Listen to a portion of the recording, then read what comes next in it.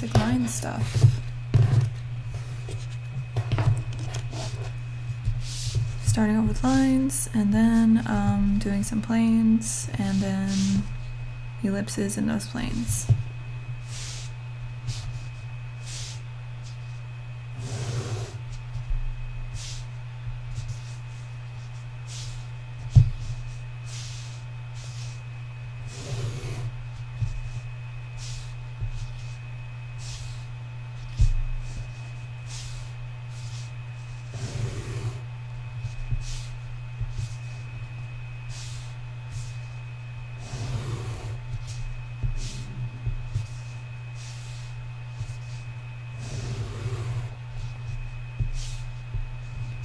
Hello, Cap. Hello. All those bunnies. How's it going today, Mocap?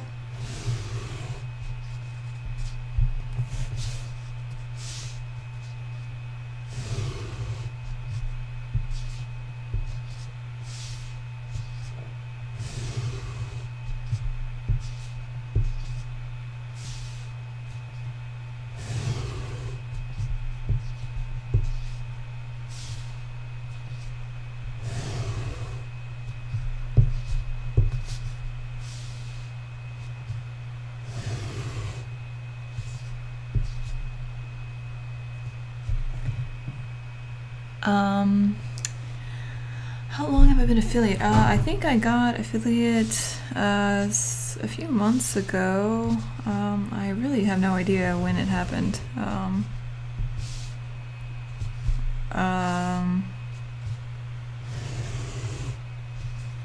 just remember I got something like an email, and then it was like, oh, sign up for this, and I'm like, okay.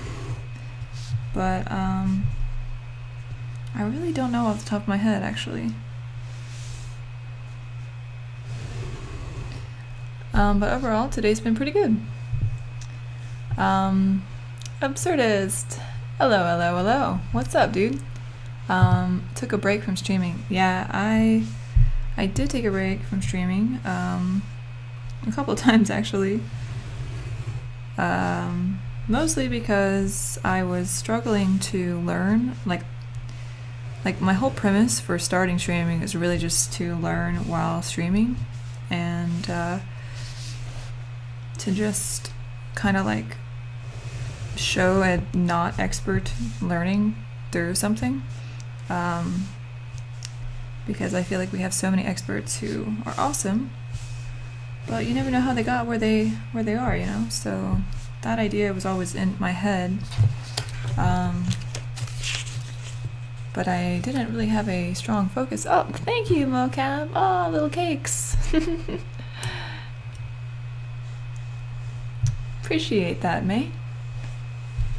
Oh goodness, I just realized my thing looks horrible. Hold on a second. I honestly didn't even notice that it got all messed up. Hold on.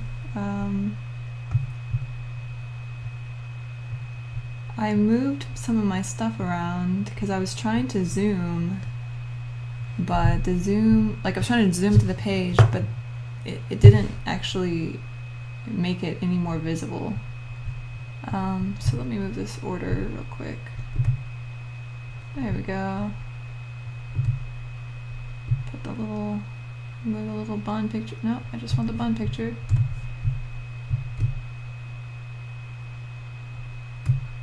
Alright.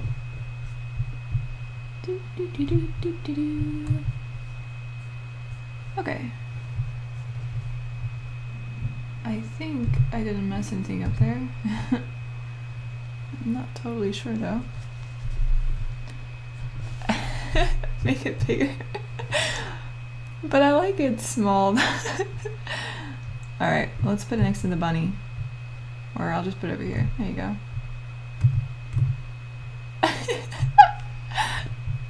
I love how it's like literally a cup.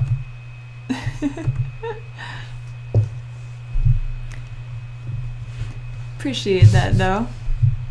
The suggestions in general.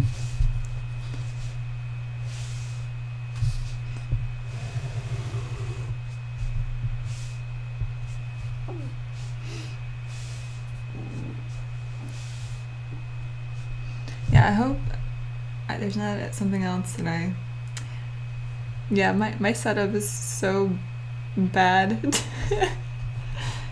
Maybe I should move this text down the bunny. Oh, thank you, mocap. Oh my god, look at all the little emotes. That is so cute. I've never seen that before. Oh my god, that's like the cutest thing I've ever seen. Thank you, mocap. Cheer. Alright, chicken. What's up, little chicken?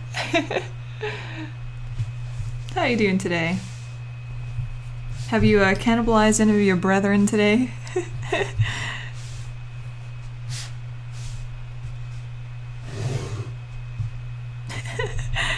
Chicken cannibalizing other chickens. Apparently they, you know, that's what chickens do, though. Have you guys heard about that rooster that got decapitated and it was living for like a year afterwards or something? Alright. Yes, homework. What kind of homework is it?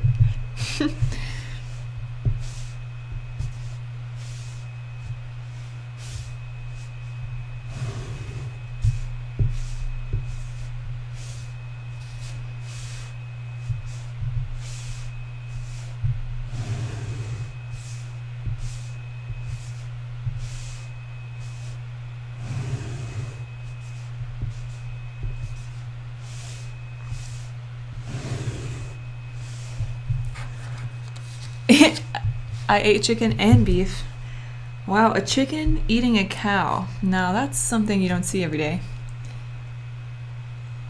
Did he ever escape the dungeon of chicken death? He's still locked up in there. Assigned some homework somehow. I guess Dr. Box PhD is kind enough to allow you to go to school or something? Like, that's your only reprieve from the dungeon?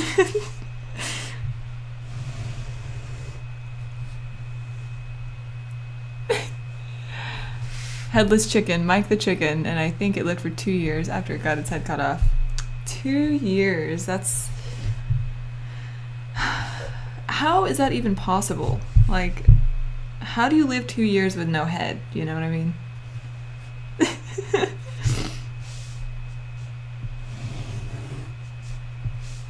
I guess like its brainstem was still connected or something. Like they just chopped off the head but somehow missed the brainstem. And didn't they like feed it down its neck or something? Like, oh my god. It's kind of creepy thinking about it. Yeah, let me just take care of this chicken that's basically a zombie. Like, but I mean, I guess if it survived, you know, you gotta reward it. Survival of the fittest. The real question becomes, why exactly did it die? You know, like, did it die of what? I mean, if it survived literal decapitation, how did it? Like, what was the actual cause of death? The final cause.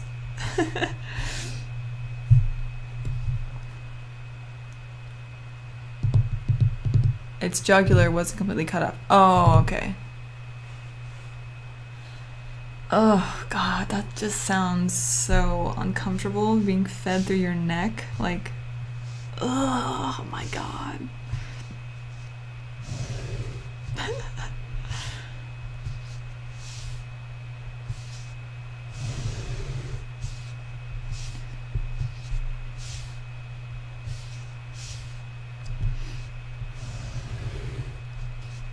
I will say, birds, I mean, humans do some pretty, like, gruesome stuff, but animals do some pretty gruesome stuff, too. Like, my friend, he likes to send me just random disturbing videos, and likewise, I send him random disturbing things I come across sometimes. And he sent me this, video of it was two puffins. Oh, it's like puffins, cute puffins. And then one of them literally starts eating, like, the intestines out of the other one. And it's just like, damn. I am glad I'm not a puffin right now.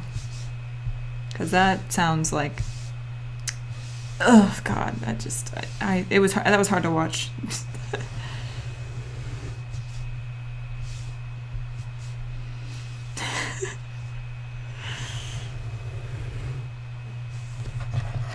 Hello, Cap House. What's going on today?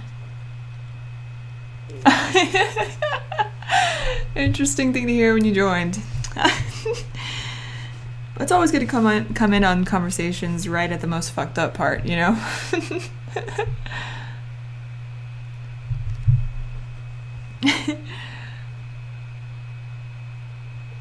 Don't drop to human levels. Does that say human? Oh, human.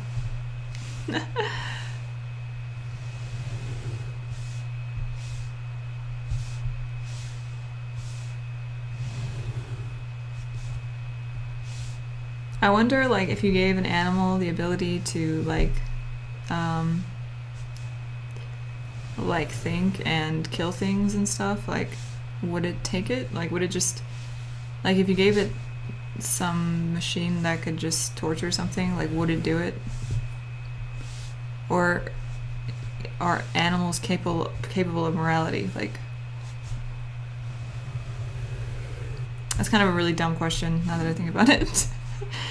Because they don't really have an incentive to do it.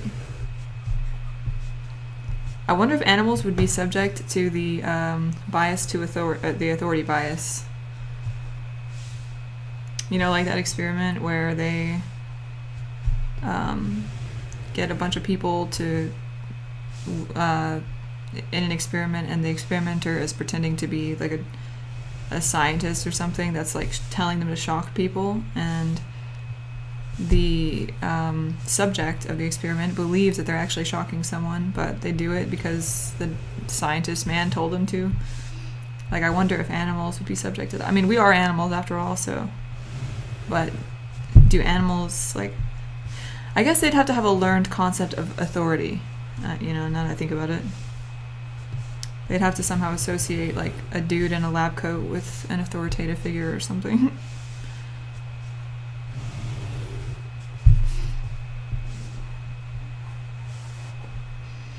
Oh, Dr. Box PhD, what's up? Polar bears. Polar bears? What? What about them? Grook. Oh, what a day. Oh, what a day. Oh my god.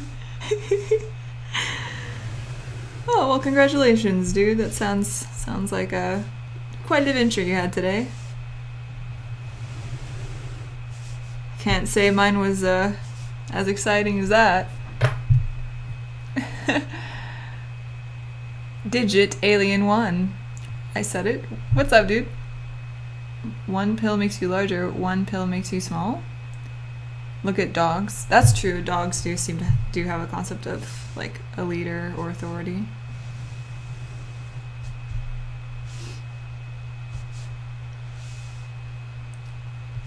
Polar bears are smart and will hunt the living shit out of you. Really? Do polar bears like eat people often? I think one of the scariest things to be hunted by would definitely be a mountain lion. Like a puma, like in the United States, because like it's a fucking cat. You know, like cats are scary if you make them life-sized, and they do to you what they do to little mice and stuff. Like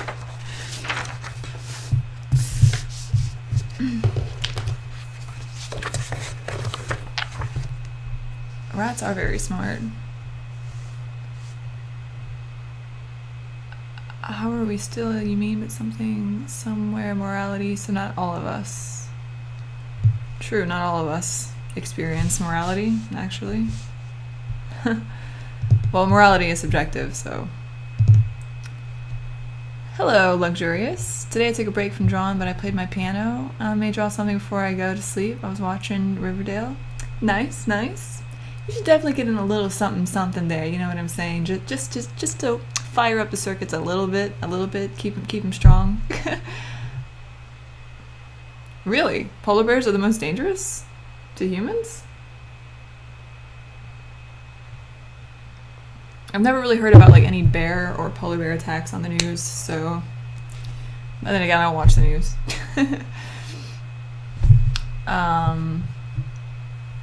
Oh, Welsh Roos. That was intense. Why are all lesbians vegetarian? You know, great question, dude. Great question. Oh, you know what? I'm not even. Oh my god. Let's just ask the question and let the listener like respond the answer in their own head. You've never seen mountain lions till they get you. Oh my god, dude. I don't even want to think about that. Yeah, because they're like stalking you and shit. And also, it's just because like you don't expect a gigantic cat in the forest. Like you assume like all giant cats are basically extinct or in a zoo, you know. So if there's actually one out there in the forest, I mean, I would probably like try to cuddle it, you know, and then get killed right after I take a shit in the middle of the floor because I'm just like, oh my god, that's a giant cat. Fuck. But I don't know, you know, maybe you can commune with it and just like, you know, kind of use it as a mount, you know, like World of Warcraft style. Which, by the way, I was so fucking excited when I finally got my kitty mount. That was like the highlight of the game for me, and then it all went downhill from there.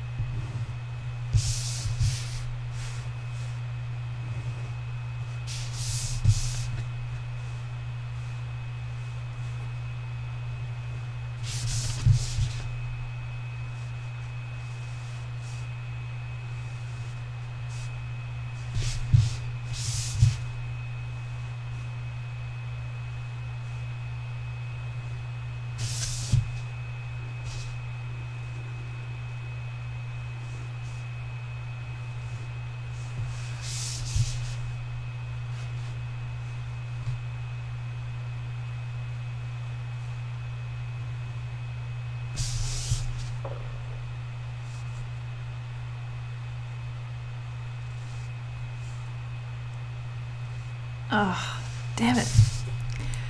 Just when I was thinking, like, how satisfying it is that I got both the lines straight through the middle, I'm like, oh, that was so satisfying. And then I did that one and I fuck up. Oh, I want a banther too. Or a panther.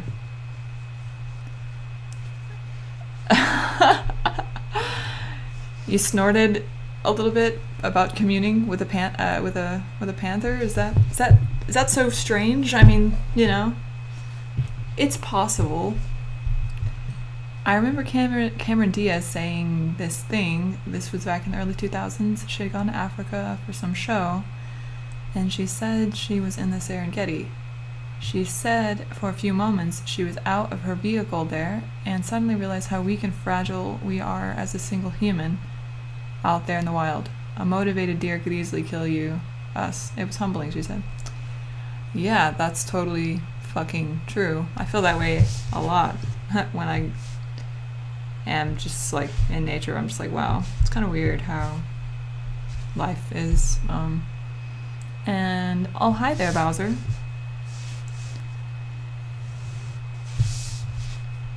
But yeah, like, I'll tell you one thing that's quite humbling. Take a jump in the ocean and just, you know, wait with a bleeding leg and just wait for the sharks. You know, that'll humble you real fucking quick. Dude, sharks like freak me out. Sharks and dinosaurs. Not that any dinosaurs exist anymore, but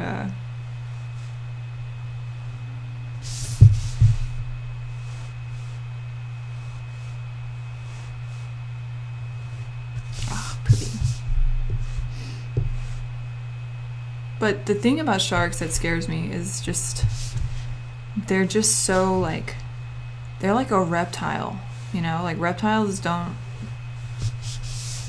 Like, I don't think they have feelings, you know? They're just like impulse.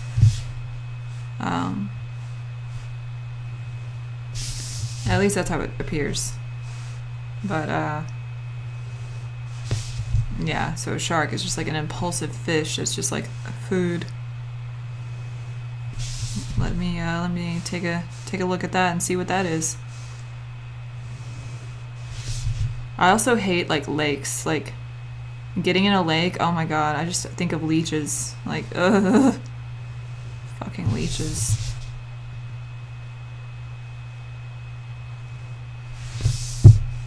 Yeah, parasites freak me out a little bit. I can't imagine why. I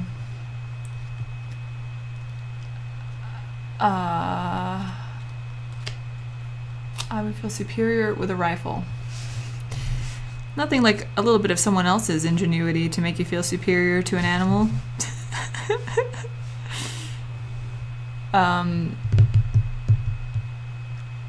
All I could think while I was there, though, was, this is neat. This is really neat. Oh, I missed something. What did I miss?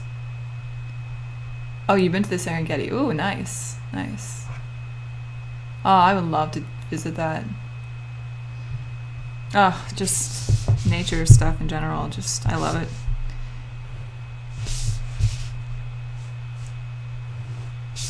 As soon as I'm able, I am moving into the forest and closeting myself off in a little fairy den of my own creation.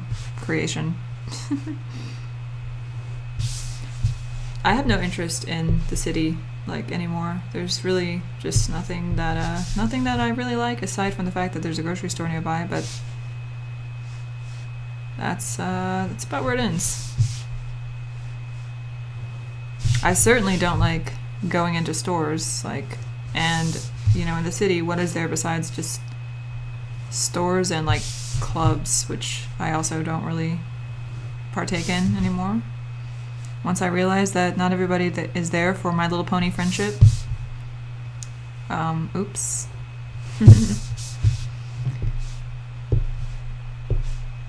I actually thought people just liked dancing as art, and they would go to clubs to express their art. Boy, was I wrong.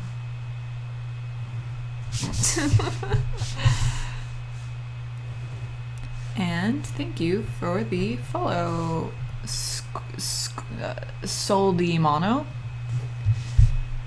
Soldimano. Oh, Cap House. Perfect time to use the devious bun. Because prions are worse than parasites? What? Is a prion like a Star Wars thing? I actually don't know what that is. Can't go to clubs or bars. You're not missing anything, chicken. I've been to a club once. Was not a pleasant experience. I suppose things should be experienced at least once. I would like to, I would love to see, like, uncomfortable at a club. You know what I'm saying? I just feel like that'd be so funny.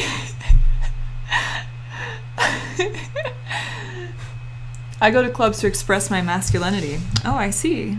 I see. That's a reason. Oh my lord, 25-minute timer's already up. Alright. Well, 5-minute break for any of those, for any of you guys who are following along.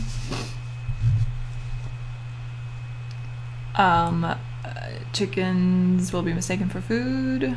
What? No. Oh, at a club.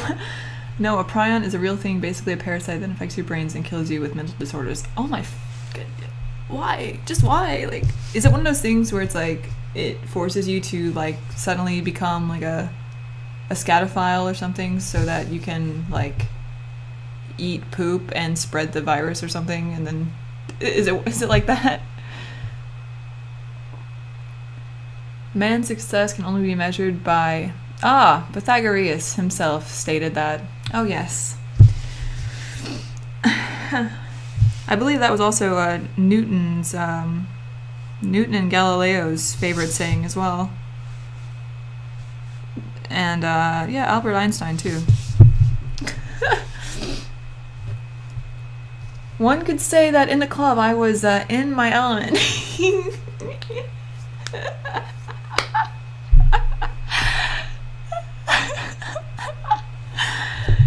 I was in my uncomfortable element.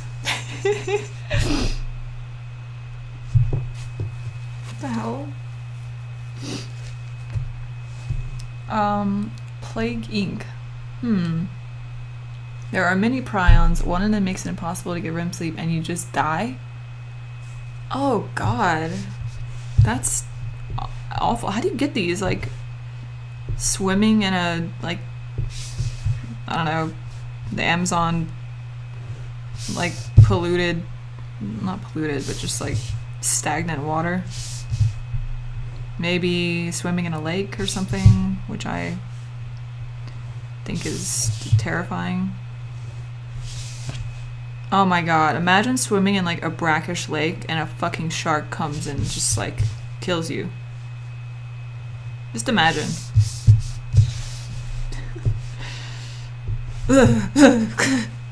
Anything with water that I can't see in, I'm just like, no, fuck that.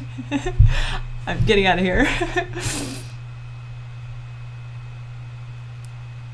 Mad cow disease is prions. Oh, really? Scary. I never really felt much bad about zoos and stuff until recently. I thought, well, it's just the way it is. It's cruel, but not everything is fair in the world. But then I saw a video of this chimp sitting near the glass pane in an enclosure. It was tapping the pane and asking every person who passed by to open the latch and let it go.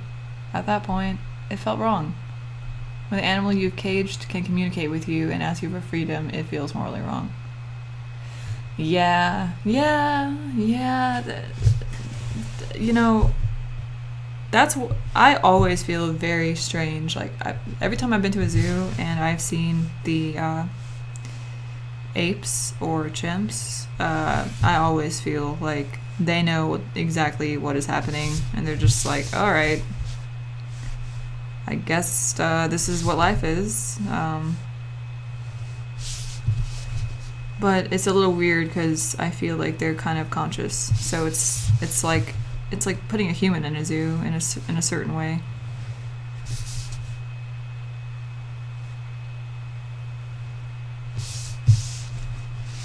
Also, I know this is a meme, but like, why did they have to kill Harambe? Man, that's, to this day, I still feel a little bit upset about Harambe. But he was dragging that child, they said.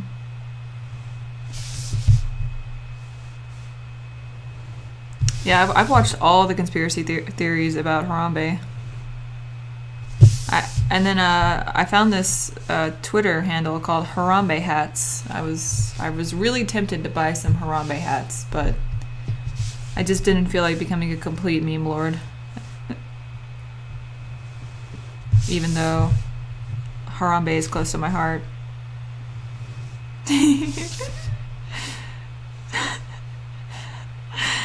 I'm just thinking about this. Okay, wait. Do you guys pronounce a moving picture as GIF or GIF? How do you actually pronounce that? I mean, it's a G, right? So like, GIF.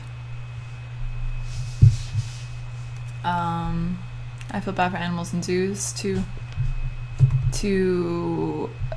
be fair, I begin locking humans in cages in the basement. It helps keep the conscience clear. You know, that's a good approach. Good approach. The spaces in zoos are quite small, chicken. I wish they were a little bit, you know, they would give them a little more space for sure. Especially the elephants, dude. Like, dude, they're elephants.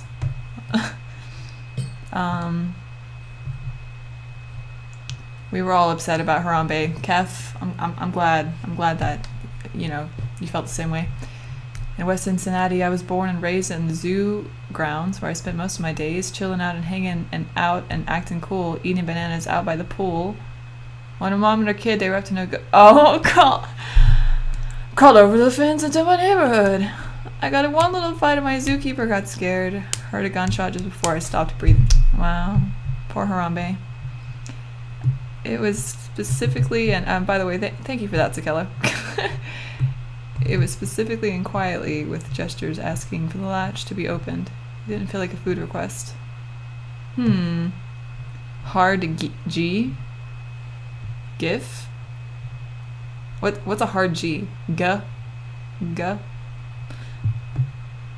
My coworkers browbeat you into pronouncing it with a hard G. It's not pronounced graphics. Okay. G. GIF. Okay. Gesture with a hard G. Gesture? Do you say gesture? Gesture? Lily bite. Oh yeah.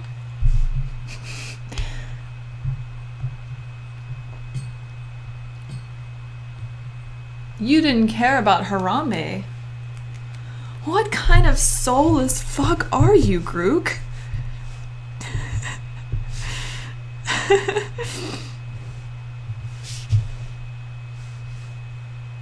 How could someone hear the tale of Harambe and not shed a tear? Like, I got like amped about that shit. No, just kidding. But kind of. I kind of did get kind of pissed off. I was like, dude, that stupid fucking kid shouldn't have fallen into the zoo. And honestly, like, what I was watching pretty much proves that Harambe was trying to protect that kid. So, proves infallible evidence. I don't see why they couldn't have just tranquilized him, though, to be honest. Like, did you really have to kill him? I mean, what if they missed and then they hit the kid? Like, what the? That seems like such a risky maneuver. Oh, I think they said they couldn't tranquilize him because if he got enraged or something, I don't know.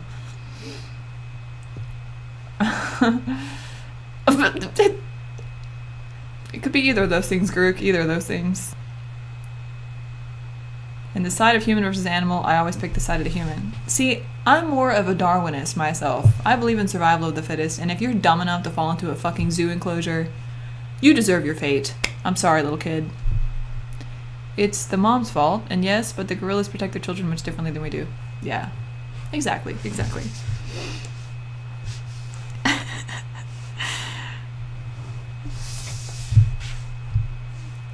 It's pretty funny, like, when I went to Dragon Con, I saw so many things that was like dicks out for Harambe. Like, it was everywhere, just absolutely everywhere. And one guy actually did take his dick out, but it wasn't really for Harambe. It was just at a dance. It was like this guy had like this, by the way, 25 minutes timer has begun, so if anyone is here to work, get it in. But yeah, this guy brought like a little moving dance floor, and I was there and just like hyping up anyone who was dancing because I just think it's awesome. And eventually this guy gets up there and just takes his pants off, and I was like, dude, you're my fucking hero. Like, I just went apeshit. I was just like, dude, fuck yeah, dude. I was proud of him. I really respect people who don't give a fuck. Like, that's like the number one trait that I respect. I mean, unless you don't give a fuck so much that you like, hurt people. That's not what I mean. But, it's just like harmless and just stupid. So I just thought he was a great chap.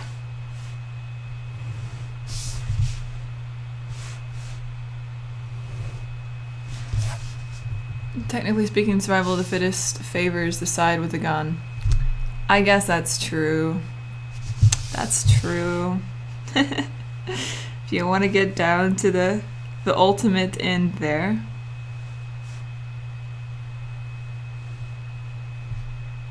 There would be no theory of Darwinism if Darwinism actually existed. Huh?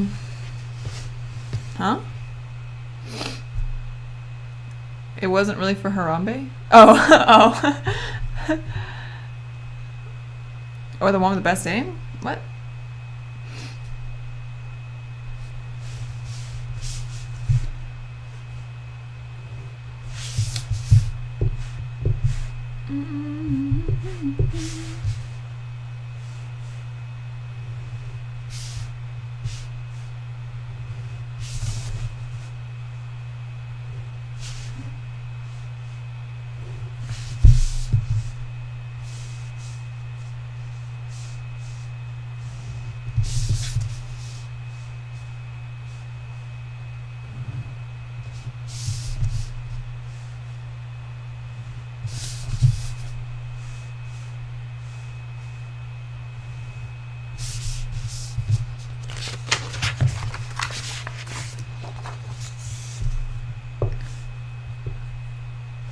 That's like saying gravity doesn't exist if the theory of gravity didn't exist.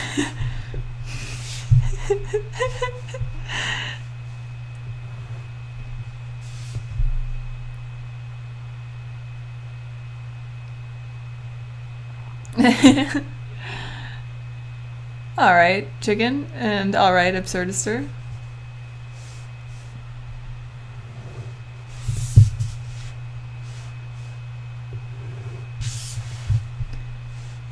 I could not go to sleep last night, man. I was just like, well, I should go to sleep, but I can't. So I pretty much just ended up doodling around until practically 4 a.m.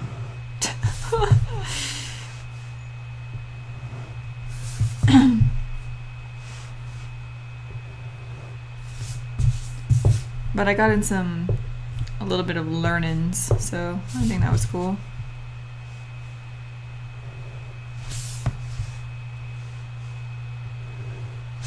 I don't know what I'm gonna do tonight though, because like I actually have to wake up at like,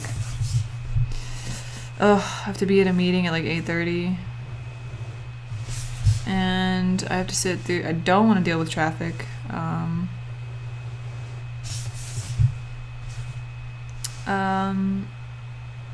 So I need to. I don't know what time to leave. Maybe like.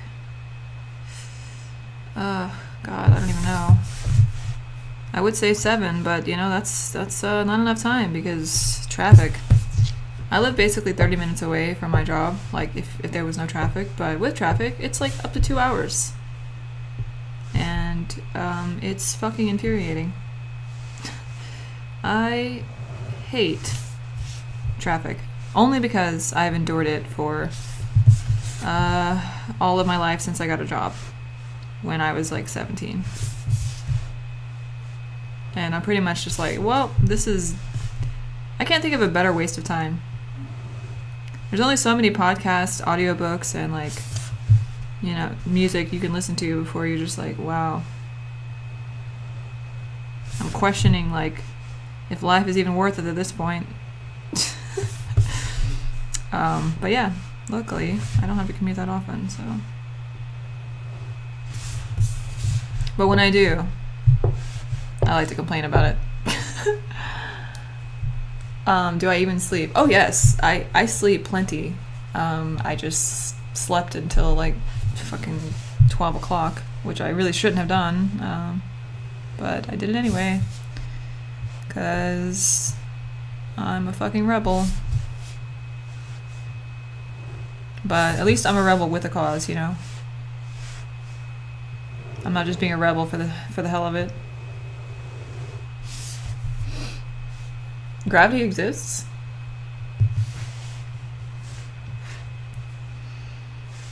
Dude, the fact that like gravity exists is just crazy to me. Like the fact that you and I, all of us, we are all exerting a very tiny gravitational pull on one another somehow, even though we're nowhere near each other. Like, what the fuck? It's like so small, it's practically not there, but still. That's just weird as fuck. Also, the idea of like electricity, like in the human body, and like, you know, the fact that there's like iron in the blood. It's like a circuit. Something about that just like freaks me out in a really cool way.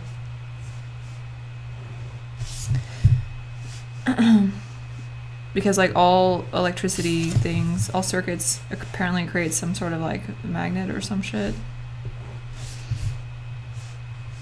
I remember reading about this for my job, and I was like, wow. Why didn't I ever like understand what this was talking about in high school? Because this is actually really cool shit. I feel like it's always like physics and math teachers, which are always like the shittiest teachers, but those topics are so interesting. Like they're extremely interesting if you actually consider them for the physical phenomena that they truly are, and how they, you know, how they could be used to depict reality. Like that's so dank. But like, teachers just don't have that like they don't talk to you about how anything connects. They're just like, here's a bunch of fucking equations. Like, memorize these equations for your test. Like, you don't know what they really mean, why they are what they are. You're just like, oh, okay, let's just memorize this formula and not question it. And then even if you try to look at proofs, you're just like, what the fuck is this? Like, if you've never been exposed to it before, you're just like, oh, well, I need to memorize this crap, so I don't have time to actually understand what I'm memorizing. The American education system. What a funny thing.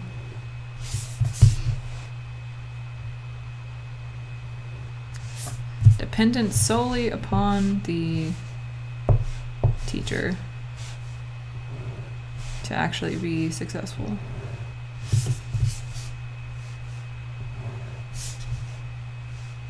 And the student's willingness to learn.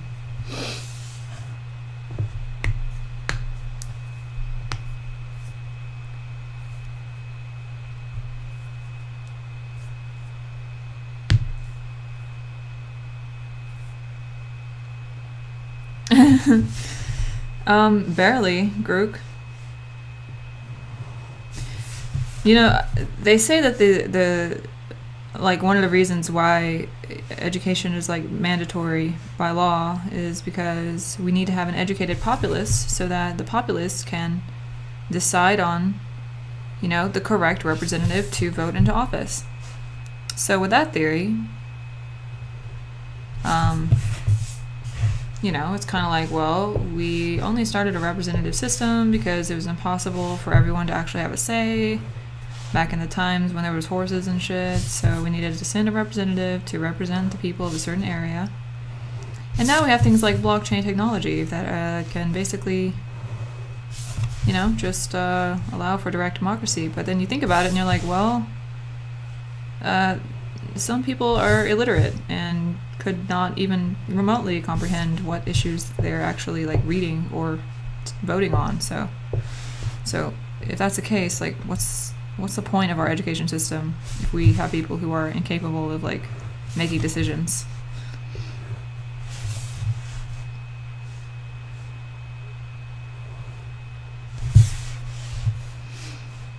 I guess it's kind of like daycare, you know? It's kind of like, let's make sure that the kids who are privileged, you know, their parents will pay for the tutoring and all that, and the kids who aren't, well, you know, we'll just keep them out of a place that doesn't allow drugs, so they have one place where they get penalized for it, which solves the problem, of course.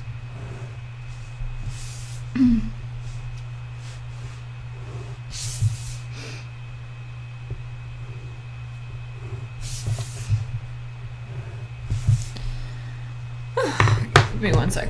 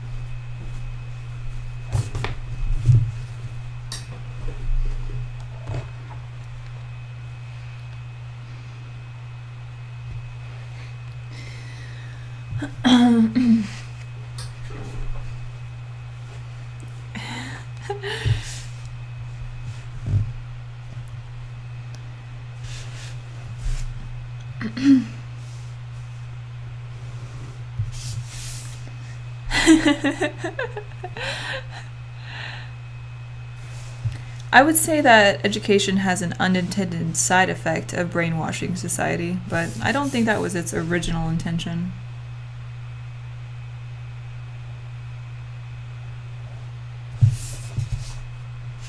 I mean, honestly, the biggest problem I see with education is like, I mean, I went to a public school, so it's really just the lack of motivation for teachers. Like, the compensation for teaching is just it's non-existent. So there's absolutely no incentive for people who would be good teachers, who are skilled individuals who have a penchant for helping people. Like, I mean, you get much more money if you direct that into like college, or if you direct it into I don't know, some other thing. Like, so what you have left is, I mean, and I'm not saying this about all teachers, but there are definitely some people who, they're in a financial position, maybe with a partner, so that they're able to live on a lifestyle with basically no income, or bare minimum income. But, it's ultimately the incentive just isn't there.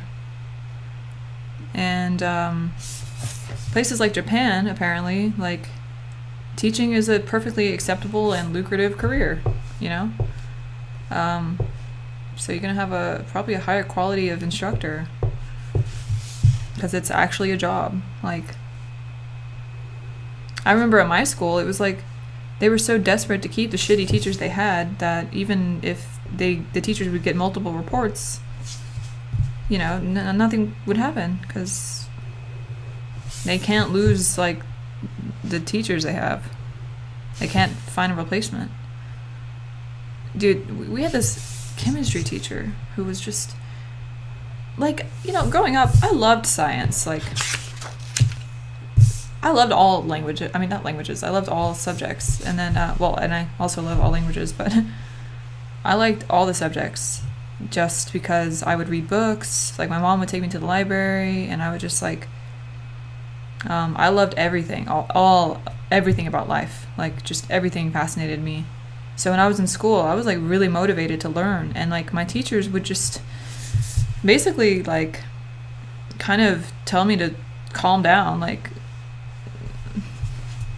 it was just, it was ridiculous. I used to be so, like, I'd raise my hand for every single question. Like, I'd participate in every discussion. Like, I always wanted to learn, and, like, I wanted to,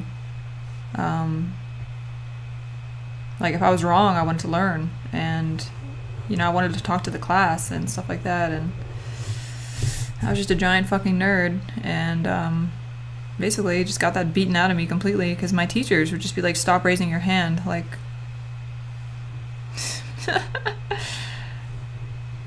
and we just had this one chemistry teacher who, for some reason, liked to dress in potato sacks exclusively. I really couldn't tell you why, but some sort of potato sack couture or something. And she just made chemistry the worst thing on the planet. Like, I can remember the smell of that classroom. It just smelled like,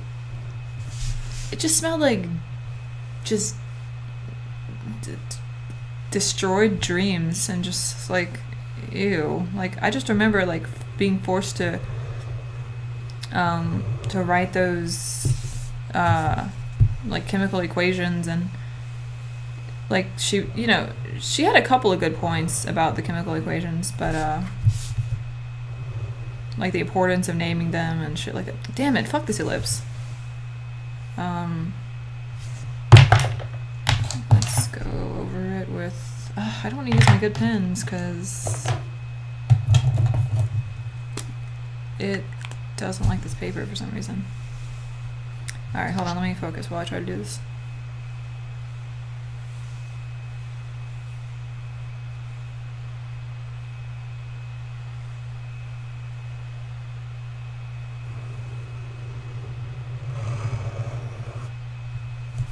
Well, that was shit.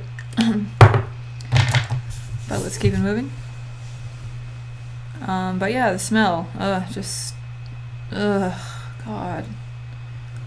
I guess it was like the smell of her like lotion or something, but it just made me think of it was just the silence, this everything in that class just made me want to get out as soon as humanly possible. And that's pretty sad coming from someone who's actually really interested in chemistry, like or I was, I used to be until that class. Sometimes I want to write a review, like send an email to the school principal and just be like, by the way, this school killed every single dream and aspiration I had, and here are the teachers who just were the destroyer of dreams. Please don't let them fuck up other kids, seriously. And then you have people teachers telling kids that they're dumb, and at least I didn't get that, but a lot of people did, and then they internalize that stuff forever, and it's just, ultimately it's up to them to decide, I'm not dumb and I can do stuff, but it doesn't help when your teachers are just being little buttheads to you.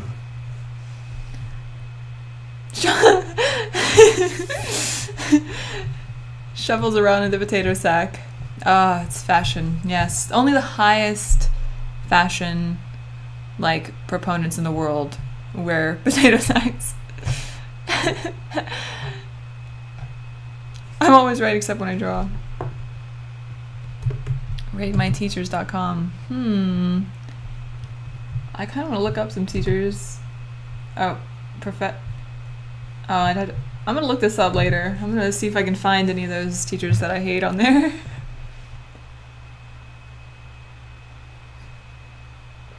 Were you being a dick though?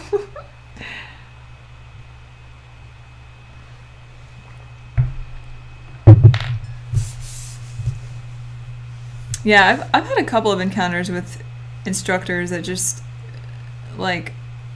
clearly hate their jobs, and I took an entrepreneurship class in college, and I've always been interested in that, but in entrepreneurship, but basically got shot down from my mom.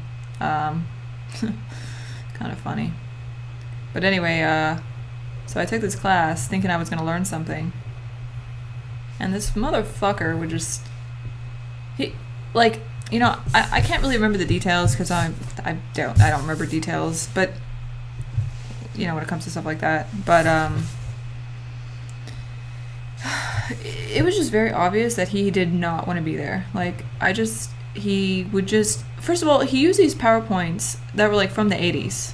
I swear to God, I don't even know if PowerPoint was out in the 80s, but it looked like something that was made in the 80s. And I'm like, dude, it's literally fucking 2014, 2014. I'm like,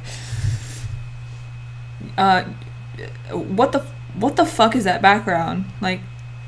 So he hasn't changed his slides in decades. So that tells you one thing already. It's you're teaching an entrepreneurship class in 2000 and you haven't updated your fucking slides once. So if that doesn't indicate how much he doesn't give a fuck, I don't know what else will, but so I just stopped going to his class. I'm like, dude, going to your class is actually a waste of my time. I regret signing up for this class, but I'll do the projects and I'll BS my way through it, and just fucking call it a day, lost credits, whatever. Looking back on it, damn it. Sometimes I wish that I was the person I am today in many situations in my life, because I should have complained to the dean and been like, dude. The reason why I'm saying that is because he failed me because I didn't go to class. And the reason he forced you to go to class was because nobody was going. So he started enforcing the attendance policy. I'm like, dude, I'm paying for college. You should let me choose whether or not I decide to waste my time in your stupid classroom. I'm not paying for you to tell me what to do. I'm paying for you to like lead me to the resources I need, and preferably teach me. But you suck at that, dude. So like, but yeah. Anyway, he failed me. That was the only class I failed. I fucking failed an elective, entrepreneurship, and I was just like, you know what? Fuck you. I left them the worst review ever. Like, they have those like rate the end of the semester thing. Oh man, I'm not the type of person to like to really wish bad upon people, even if they suck. But yeah, this was just like I just had to say the truth. Like, clearly this guy doesn't give a fuck, you know. It kind of tells you something when your entrepreneurship teacher hasn't been a successful entrepreneur since like 1980. And even though I mentioned earlier that the slides they looked like they were from the 80s, he also told us that the last business that he was involved in was in the 80s. And I'm like, dude, you were teaching just shit. And like, I was like reading about entrepreneurship and like listening to all this stuff online, and I'm like, dude, what are you even talking about? Like, this is not relevant. Like, but yeah, I should have complained more and not like accepted that failing grade, because that cost me money, you know. So I paid money so I could lose some more money because this dickhead wanted me to waste my time in his class. Giant waste of time and money. Long story short. All right. I am. Thank you. Arashika. Oh my god, I didn't do any push-ups today. I need to do some push-ups. Patrick was a good teacher.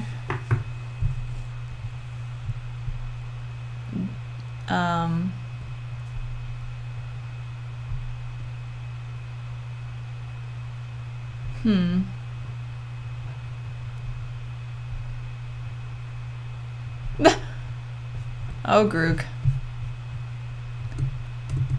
I do need to do a push-up. I'm gonna do a push-up. Archer push-ups? I always have an issue with the concept of teaching business. Teaching business. If you were any good at business, you'd be out there making more money than you do in a classroom. In some cases, I would agree with you. There are some people who are killing it in the research field, researchers in business. So those individuals, I did have some really good professors as well who were just really opened my eyes to a lot of things. So I am appreciative of those people. But yeah, that guy was not one of them.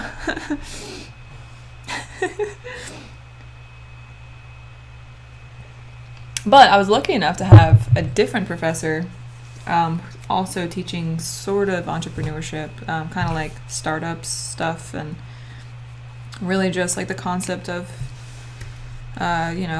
value in the world. And he really, man, that guy, honestly, that guy was sort of is partially responsible for my name in a way. Really inspired me, and was one of the first people I talked to who really understood like the way I saw things. Very, very, very awesome dude. And I worked for him a bit too, and that was kind of fun. Let me do some push-ups.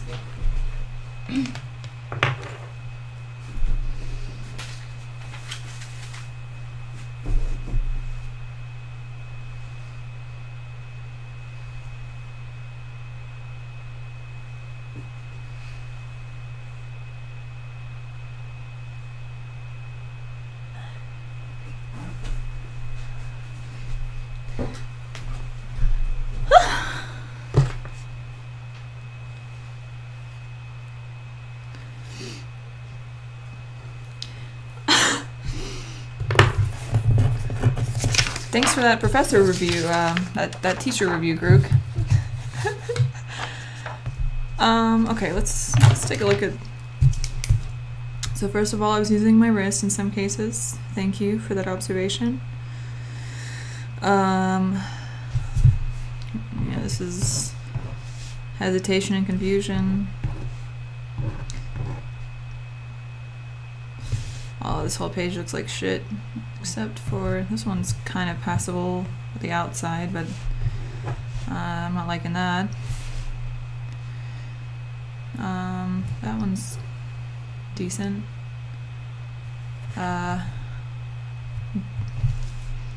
Lumpy.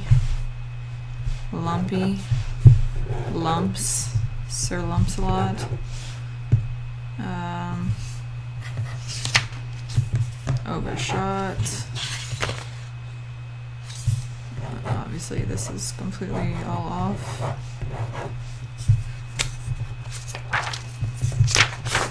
And that was undershot a little bit, but I could probably slide.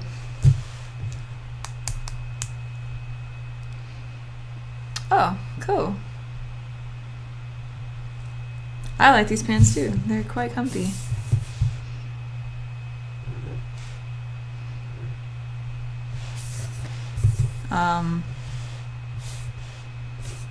Yeah, I'm a huge fan of like athleisure shit. It's my favorite stuff ever.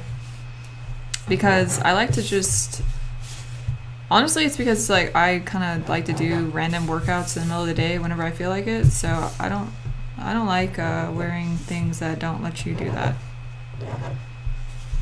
Because then you're just not comfortable, dude. I like to be ready for anything at any time. If I have to go sprinting, because like I'm being chased by like a, I don't know, an angry person, you know, make sure you have the shoes ready.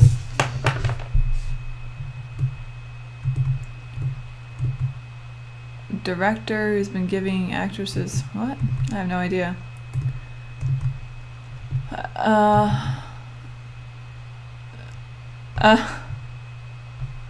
That is kind of funny that they're admitting that they took action on it. I will say in the movie industry there's some strange expectations people have. I'll leave it at that. Got home from 5-hour jog. Holy shit, 5-hour jog? How did you jog for 5 hours? Especially with the hangover yesterday, that's quite impressive. Very impressive. I cannot imagine jogging for 5 hours. Did you run like a marathon or something?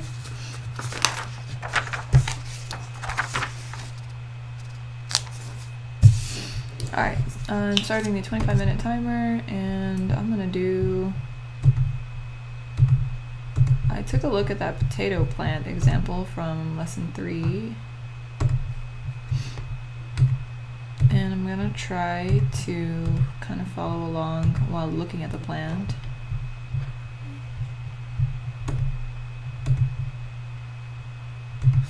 Keyword try. Wait.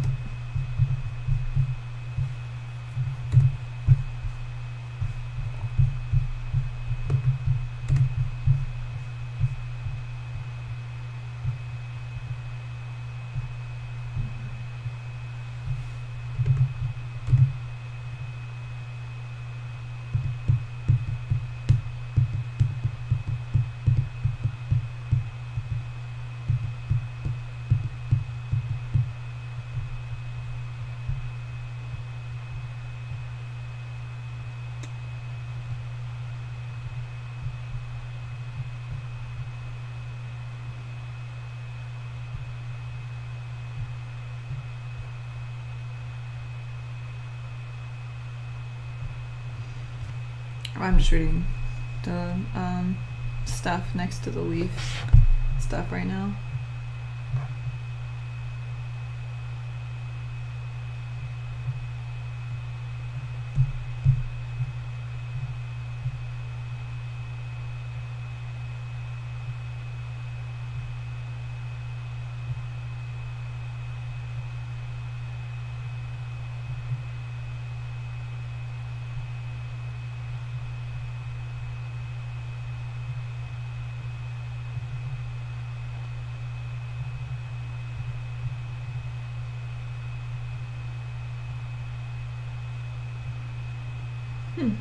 Nice quote. Every drawing you present to your audience should have embedded in it a roadmap for their eyes.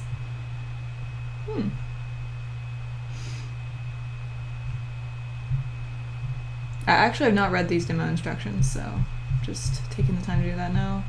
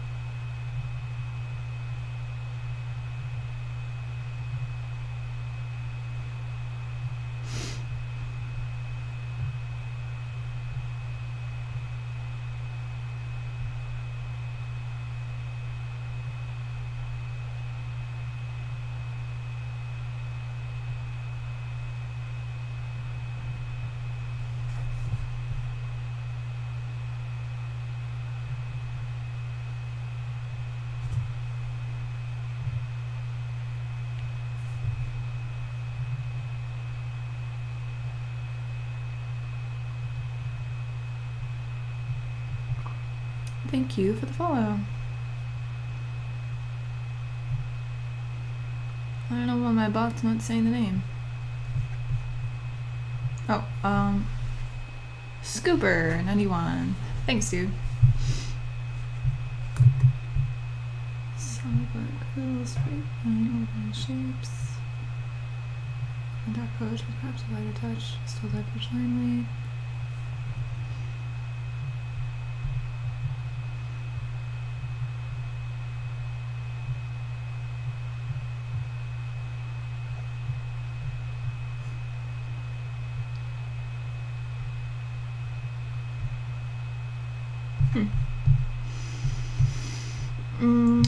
Okay.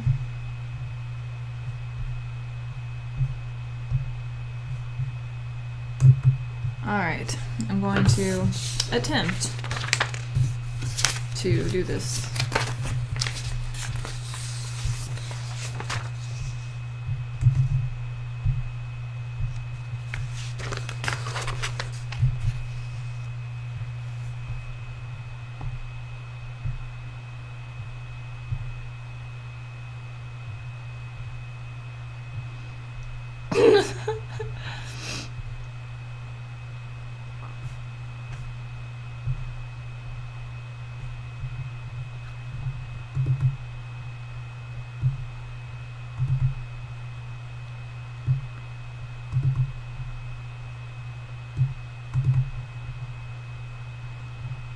The concept of feminism is that feminists claim they're being treated differently because of their gender.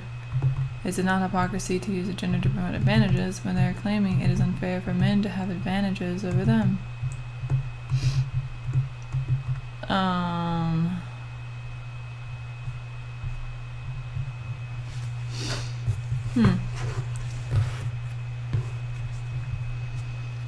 I got one opinion on that topic,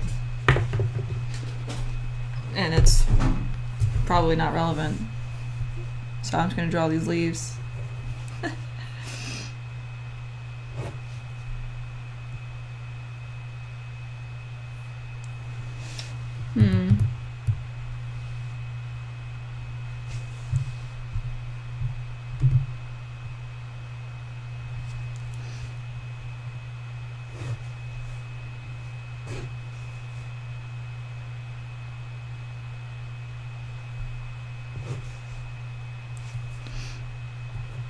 Personally, I didn't understand like how that what the topic was related to feminism. I missed half the conversation though.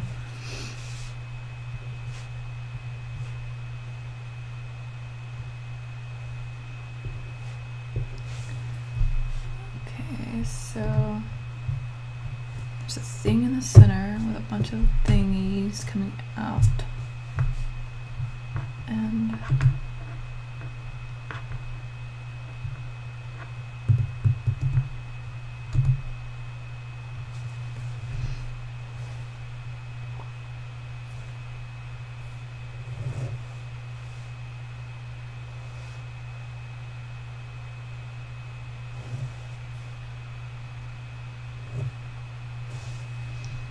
oh, you don't hear any music? What the fuck?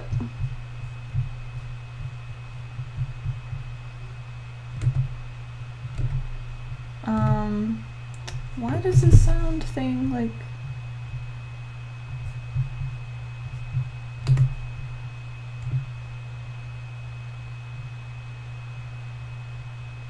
I'm just playing some random stuff. If anyone has anything they want to hear that doesn't have lyrics, I am game.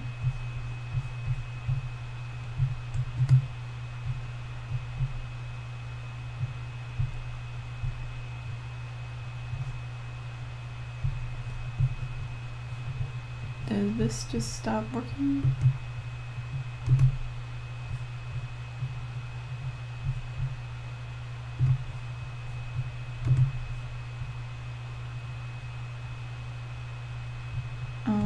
What the hell?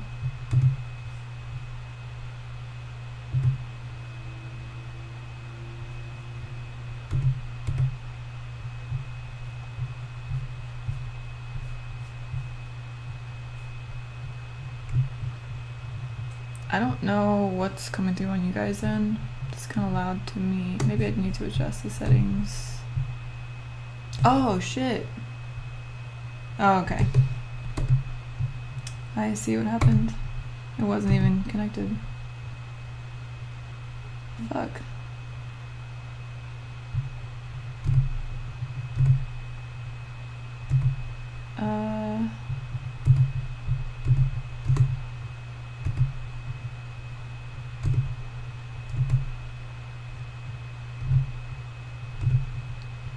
What?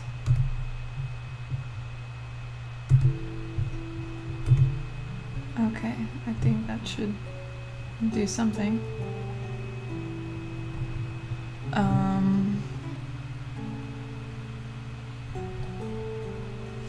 Am I even talking? Like, can you hear me talking? Oh, audio input, okay.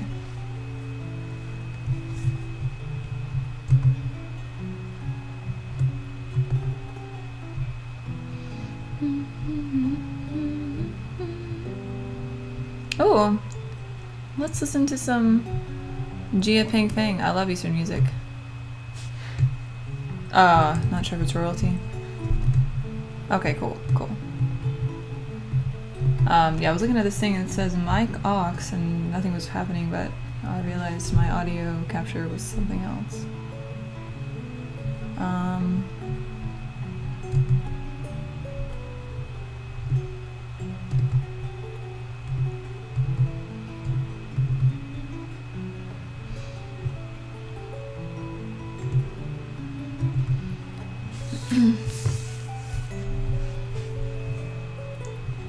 Well, I think that, I mean, I don't really know what the situation was, because, like, I try to not read the news as much as possible, but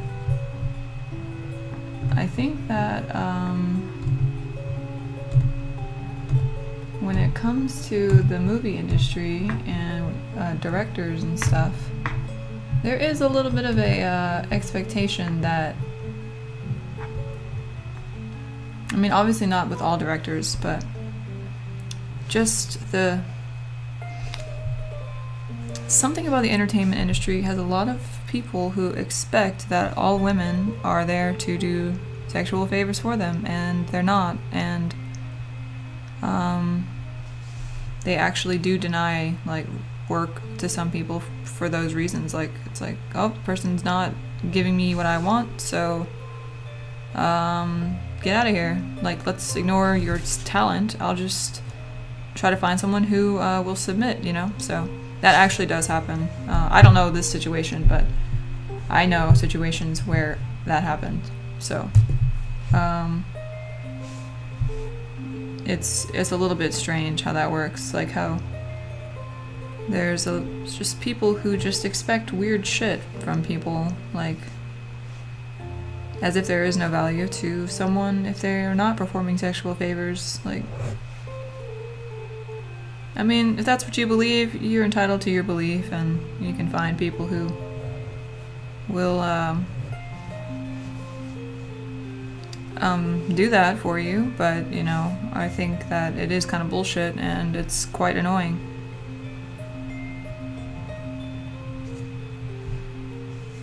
When people have that expectation of you, it's very fucking annoying. Like, just because you think someone is hot doesn't mean they owe you anything, you know what I mean? It's like, they might have talents outside of just being attractive. There's a chance they may have something else to offer. Just a slight chance, you know? Maybe if you gave them the time of day without thinking with your dick.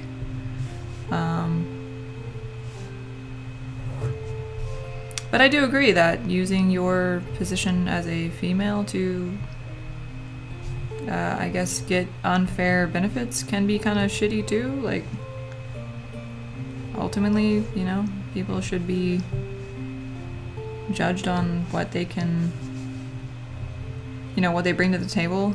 But we live in a world of apes that have a strong ability to kind of manipulate their environment, so sometimes we can't expect too much. I don't really like how I did that, but oh well. Do.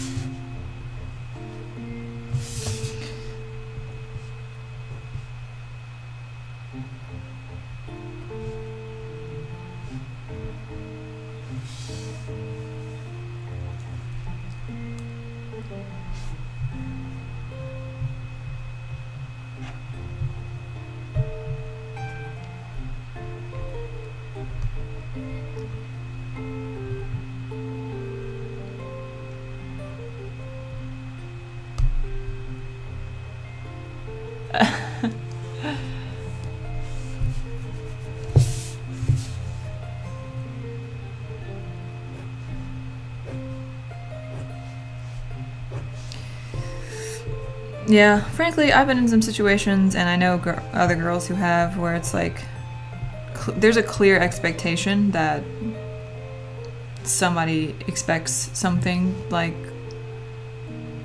even though you're there for other reasons, like, you actually have some sort of skill, and you're not just there standing around being like, oh my god, give me free shit. Like, you're trying to, like, work with the team, or you're trying to, you know, plan something or create something, or, you know, people have skills, you know, and but there are some dudes out there who just are, honestly, it's just, it blows my mind, really, that they think they can just say shit that's like kind of devaluing everything you do and are, and just pretending you're just an object for their viewing, you know, like, it's kind of annoying. I mean, it'd be one thing if they just mention it casually, some somewhat sexual innuendo, you know, you can just kind of like laugh that off, or just kind of, you know, whatever. I mean, it's not a big deal. But when there's a clear expectation, that's when I'm just like, dude, what the fuck is wrong with you? Like, what the fuck is wrong? And it's not, you know, the situation I'm talking about, this was not like, this is multiple girls and one particular male. So it's usually just a person by person basis, you know.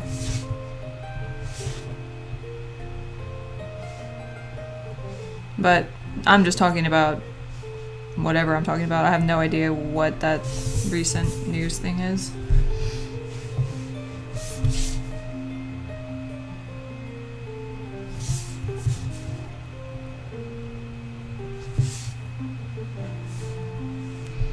Oh goodness.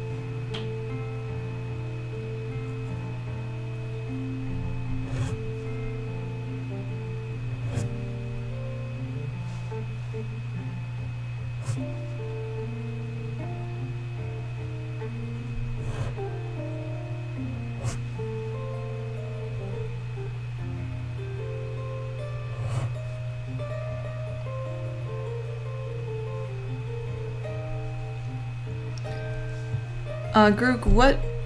I missed the conversation, but what people are you saying are feminists that are using their gender to benefit unfairly? Was it those actresses or something?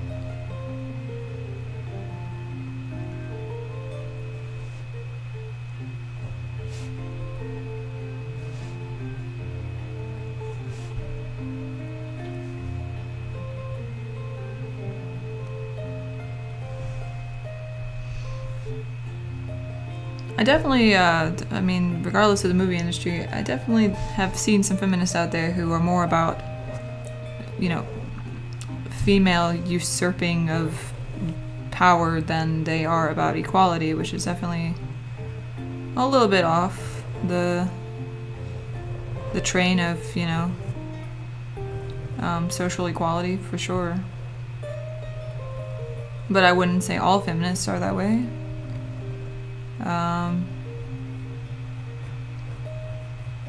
But then again, I don't really know what the definition of a feminist is anymore. Like, I don't know what that even... nowadays, what that even means. Like...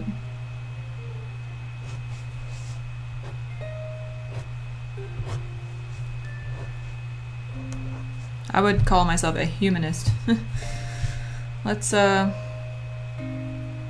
have people, like, dying unnecessarily. That would be nice. Let's stop brainwashing people to kill other people and hate, you know, groups of people just because history had conflict. It's like, you know, that stuff just needs to go away. And the only way to really bridge that gap, I think, is just, who knows? Who knows, actually? The world problems are quite complex. Can't really be solved in a single fell swoop.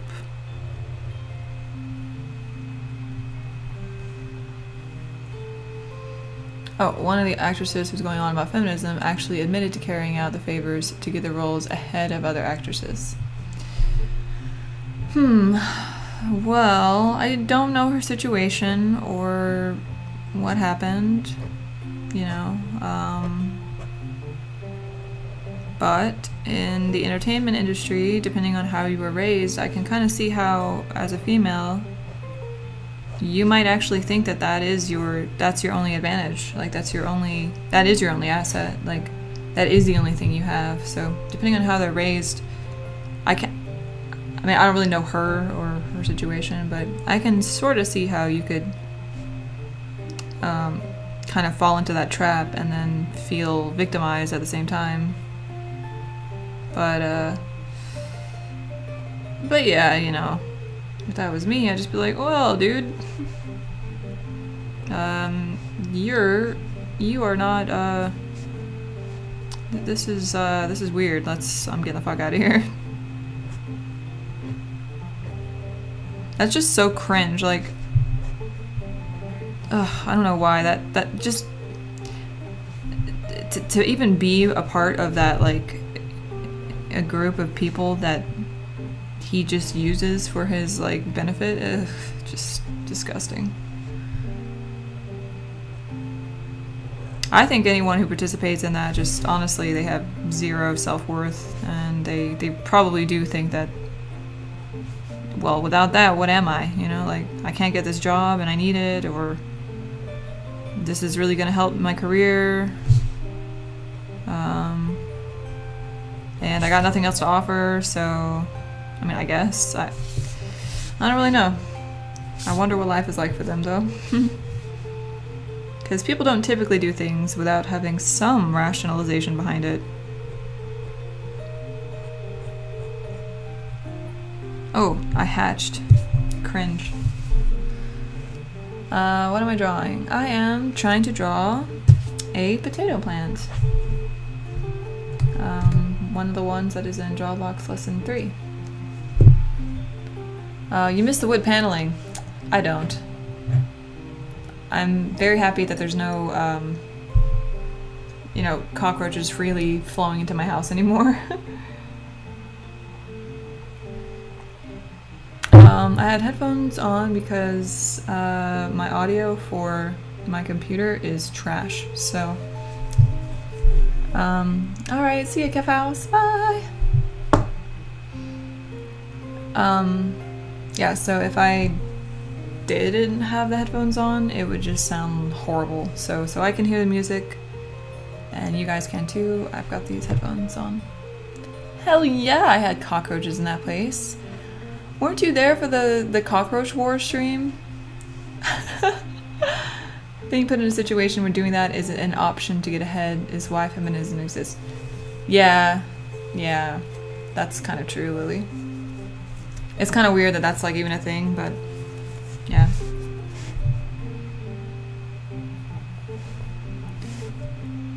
Like, that's a thing for women to have to do, but male actors don't have to do that. Like, I mean, I don't know, maybe there are some, most directors are male, so maybe there's some gay male directors who force men to do that stuff too, I don't know. But the weird thing is, though, I feel like men would just, if they were forced into that, they'd just be like, fuck that, but yeah, I don't know, society's weird. Gender roles and expectations are exceptionally strange. Oh, by the way, if anybody was listening for the timer, that was what time was that? That was the break timer. But I don't know where it is. Oh, there it is.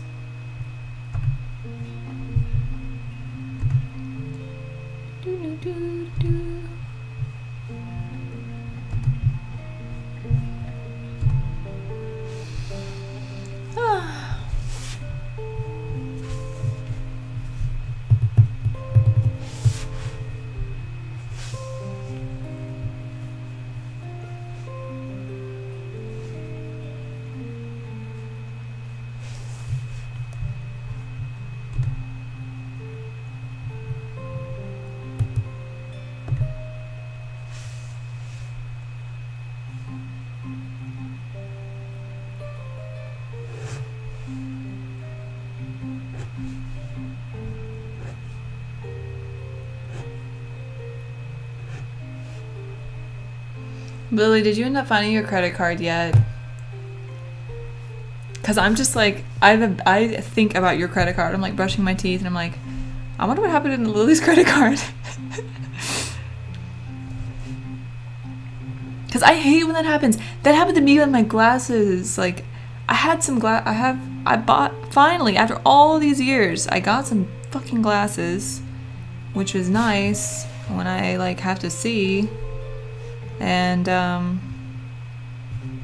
but I don't like to wear them all the time, but I don't know what I did with them. I swear I put them like on this this ledge thing, and I have no fucking clue where they are to this day. And I know they're in this house. Like, when I move, I'm probably gonna find them, but I do not know what I did with it. And it's like frustrating. I do have a backup pair of glasses, but I don't really like them because they're too strong and they kind of hurt my eyes.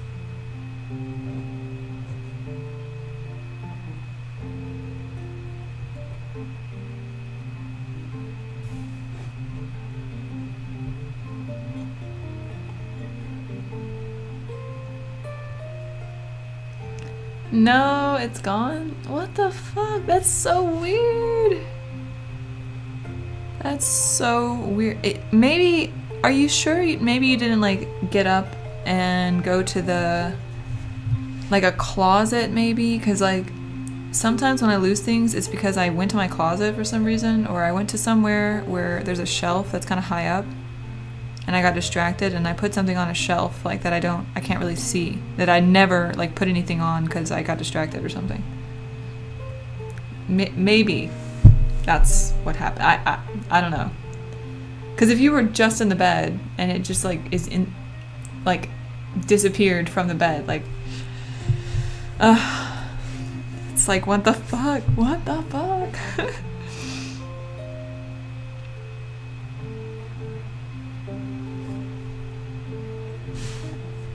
I hope that this is like, okay, yeah. By the way, I'm really sorry that the zoom is so bad on this. Like, I try not to, I moved my camera because I was trying to like it looks like really pixelated. And now my setup is all weird and it's just, I can't, I mean, I guess it looks bad no matter what I do.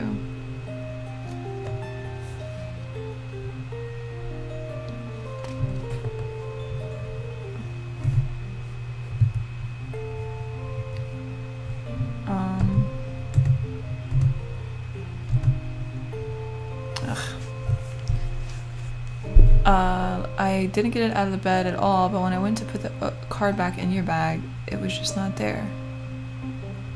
I put it on the computer when I was ordering something. I ordered the something, and then after that, the card was just poof. What the fuck? Did you go to the bathroom? Like, did you go into a weird room? It might just be like, you know, kind of like when the lost sock fairy steals your socks. Alright, I am starting the next 25-minute timer now. I'm not a big fan of the station here, but I don't know how to get back to the... This website changed their UI and it's literally not navigable now. It's like, aren't UI enhancements supposed to make things easier to use, not more confusing?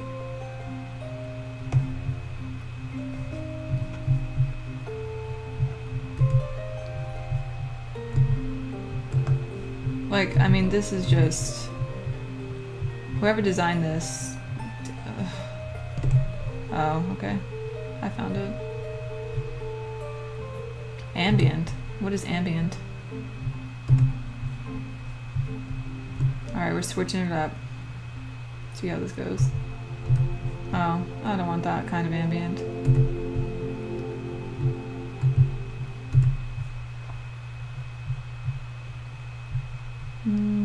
Okay. Switching back to this Alpha Chill station.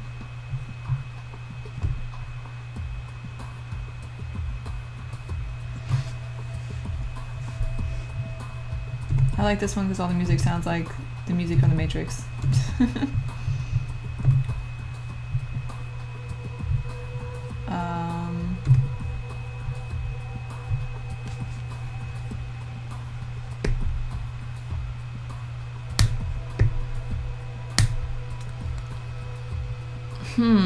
Women need to start taking additional driving tests. I think everyone needs to be taking additional driving tests because most of the drivers I see who should not be on the road are, I'm not going to say specifically, but many of them are male and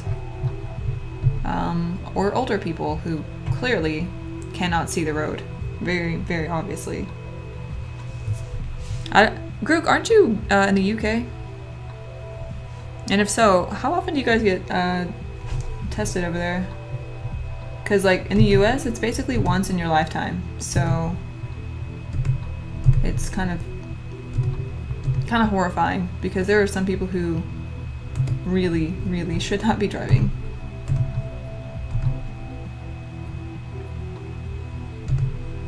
Fucking tabs.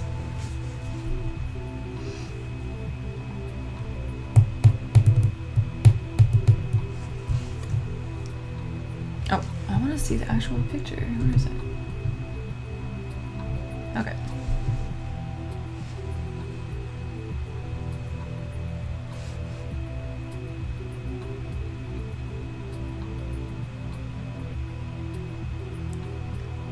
Just once. Wow. That's, yeah. Is the test at least like challenging? Like here, it's basically like, it's just the dumbest thing that when I got my license, I was like, really? That's it? That's all you're testing and I'm good to drive? Like, that's terrifying. And also they introduced new like types of traffic things, like when they introduced roundabouts here, people don't know how to use a roundabout. Like, they don't know what that is. Like, so, yeah, it's just like, when they introduce new things, people have to learn while they're driving, and it's kind of like, it can lead to some crazy shit.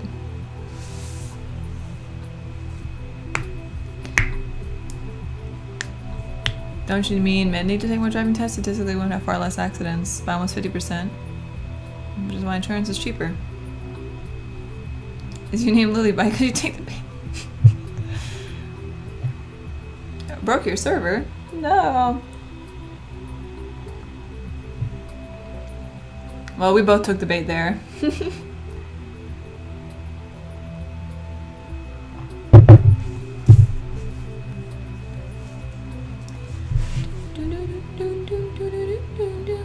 I have one friend who is just, oh my goodness, he is like,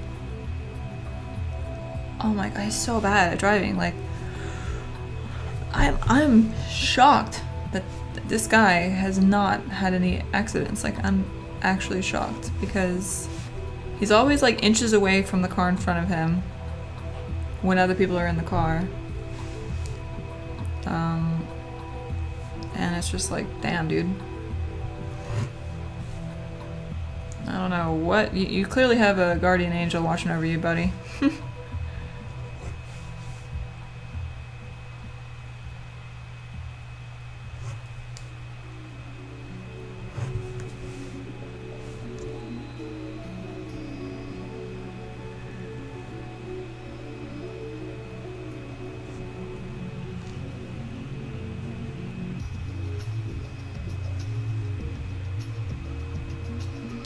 I'm glad I tried and failed this exercise yesterday because it's making a lot more sense today. I was just on like full idiot mode yesterday, just totally overwhelmed by all the details, and I was just like reverting back to my normal drawing habits, which are not really the best, which is why I am learning.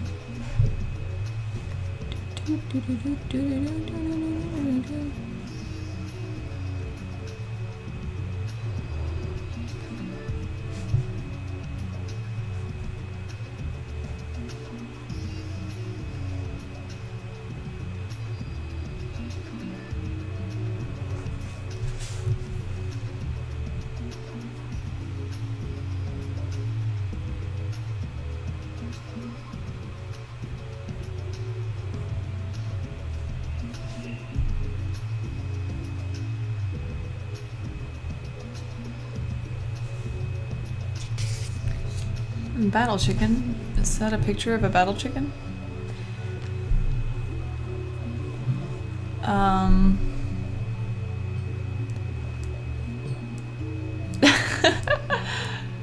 Oh, Grook.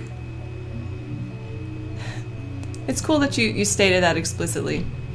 It's good that we get to know each other's like sense of humor, because it's hard to know like online when someone's being sarcastic about something, you know. You had an accident, but a guy was parked on a slippery road in the middle of a snowstorm, and I was backing out of a driveway.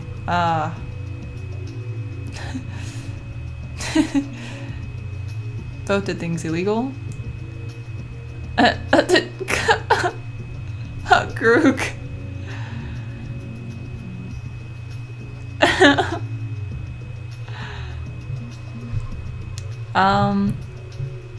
Weedy Wee too. What inspires my art? Great question, Weedy Wee. And I love your name. It's so cute. I would say, honestly, it's just like a skill that I was developing when I was younger, and I basically just stopped because I was told and convinced that a career in art was unrealistic and stupid, and to even think about it was just completely idiotic, and I should do something more practical. And basically, so I did something more practical, and I did everything I was supposed to do, and got to the end of the road and realized, what the fuck did I just get myself into? And pretty much I hate what I do for a living, and so I want to get out of it. And that inspires my desire to draw, because I know that with practice I can train myself to get a lot better, but it just takes practice. And so I also I just believe in this so strongly that I want to stream it so that other people can see how shitty I am now, and watch at what happens when you actually apply yourself and you keep it consistent. And yeah, that's what inspires my art, if you want the absolute truth. And also another thing is I want younger people who are deciding what to do with their lives to know that, like, this is definitely a career, like, something that can be turned into a career. There's so much entertainment nowadays, like video games, I mean, all that stuff is just exploding, and there's no shortage of need for, art. And if anything, it's like, even if there weren't video games, people are paying for like art commissions and stuff online. Like, there's just a world of opportunity that can be taken, and I think should be taken if you are so inclined.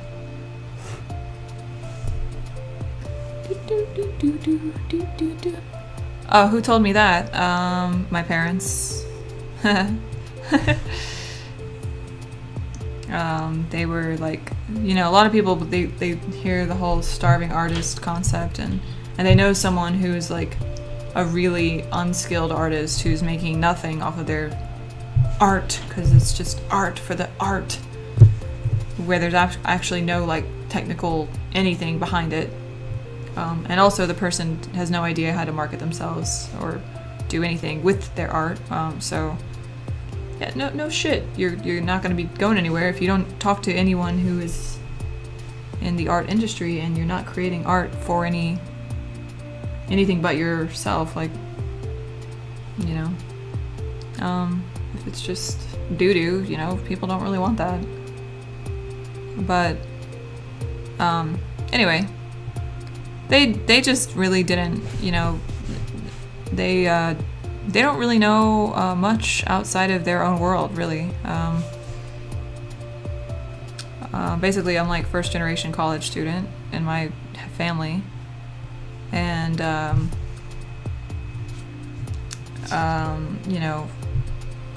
with something like that, your parents don't really know like what college is, or really they just don't really know what opportunities are really out there. And Also, my school counselors were pretty uninformed as well. And I was basically kind of scared into... I was basically told by my school counselor that if I, going into art was probably a bad idea because I'd probably be working at McDonald's the rest of my life if I did that. So I should probably go into like STEM or something like that. So I was like, oh, okay, well, I don't want to be broke and homeless, which is funny because now I would actually revel in being homeless. It would be kind of fun. Because I pretty much lost my fucking mind. But anyway, and I like to challenge myself. That's why I say that. And I mean it wholeheartedly. But yeah.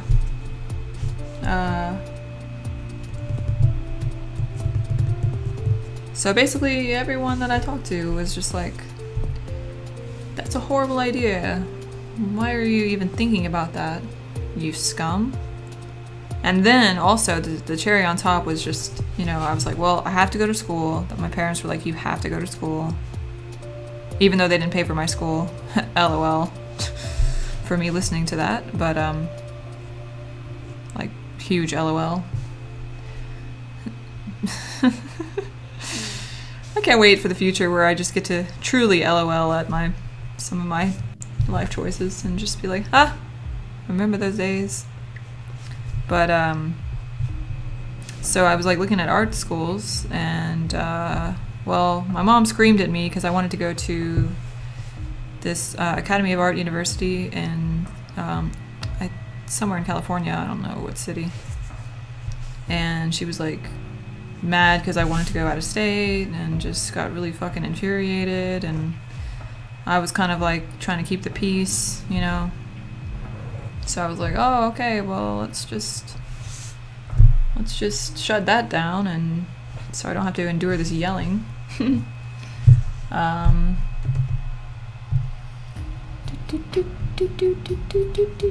Let's see. Sorry, let me read some of this. Okrug. A woman across the road bought a blind for the bathroom? What? WebSockets. How long ago did I get back into drawing? I think it started, the first instance that I picked up like any art supplies again was, I believe it was 2 years ago. Actually, yeah. I've been thinking about this lately. It was, actually, I think it started with drawabox. I don't know if it started with that. Something happened. It was just my absolute hatred for my job, and I was just like, I don't know, reading about concept art, because that's what I kind of wanted to do, and then I found drawabox, and I was like, maybe I should just start drawing some boxes.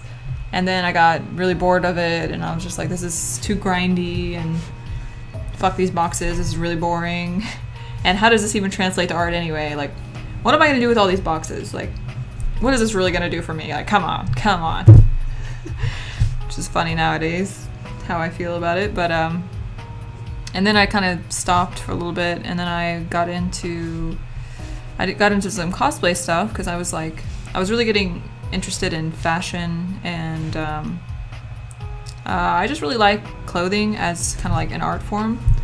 And so I thought that cosplay would help me get into like understanding how clothing sits on a figure, and I was going to use that as kind of a way to get back into like figure drawing and stuff like that, which I did a little bit, and you can see in one of my streams I sketched out a concept. It's really bad, but that was just based on my early childhood experiences learning art. And then I kind of got sucked back into my job for various reasons, and then I realized after I kind of broke out of that, I'm like, whoa, oh wait a second, I still hate this, and basically just keep coming to the conclusion that this is not what I want to do, and if I have to do this for another 10 years, I will be living my life filled with regret. So I was kind of like, I need to make a decision and just fucking do this. And so I found a bunch of Discords online about, I guess it's been almost a month now, actually, sometime in September. And I found this one called Concept Art, and there's just all these really like talented artists like talking, and everyone's talking about art and sharing resources. And I'm like, oh my god, this is kind of cool. Like just being around people who are interested in the same thing. Like, it's so foreign. I haven't been around anyone interested in art, and I had one friend who was, but he never really wanted to talk about it or like do anything together with it. So I was just like, okay.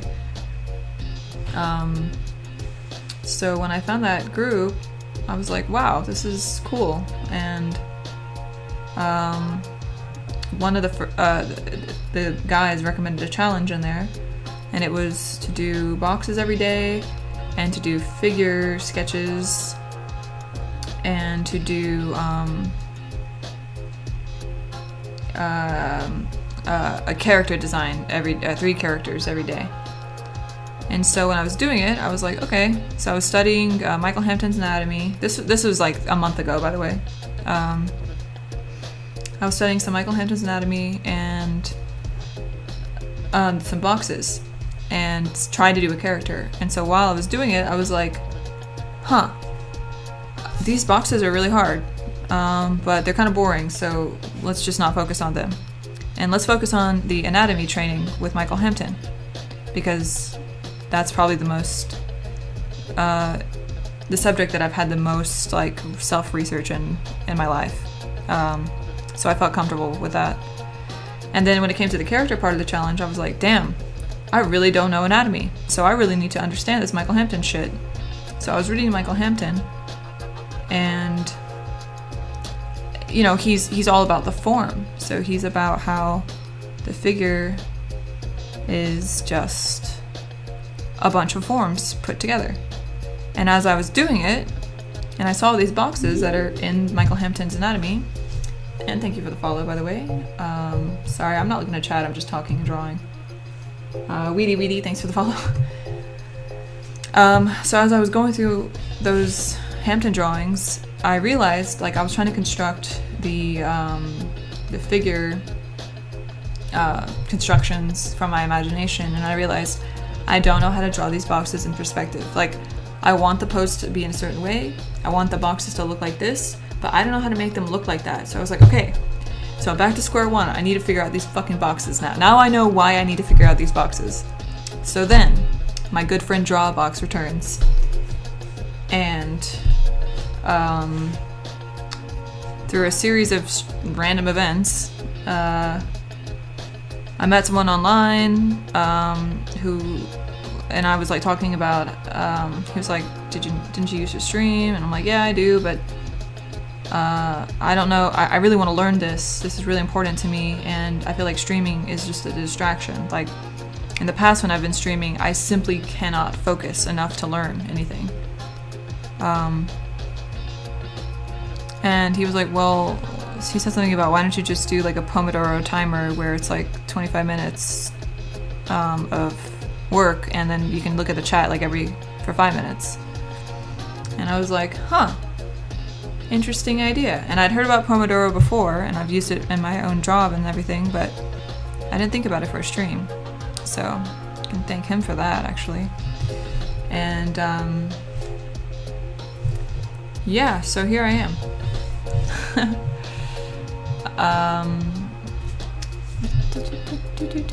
Oh, that's okay, Weedy. It happens to a lot of people, you know, and that's why I feel extremely motivated to put myself out there and just be like, just because people told you that you can't do something doesn't mean you can't pick it back up and just like do it, if you're motivated, you know, and willing to work through the parts where you're honestly embarrassed of what you create.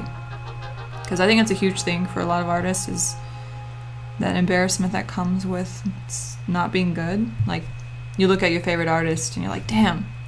And, you know, I read a lot of comments online. Like, I read a lot of comments that's just I'm very curious about how people feel about things, and I just kept seeing so many people say things like I would watch a video of somebody doing like a drawing that was like sped up, and it's a really cool drawing, and people are like, well, I just lost all my confidence, you know. Oh, my dreams of doing art just fell out the window, like, because they're never going to be as good as this person. And, you know, I see things like that, and I'm like, you know, I don't think that's true. I think that everyone starts somewhere that's kind of crappy, you know. And even if you look at the Feng Zhu design videos, am I even saying his name right? I have no idea. But, you know, he shows the students' progress when they come into the school and when they're finished, or like when they're like in the middle of the school, and you can see that clearly there's something underlying, like good art.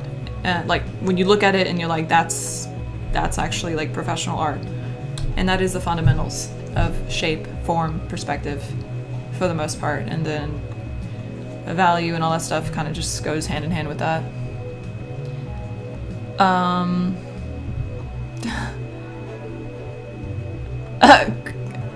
Grook.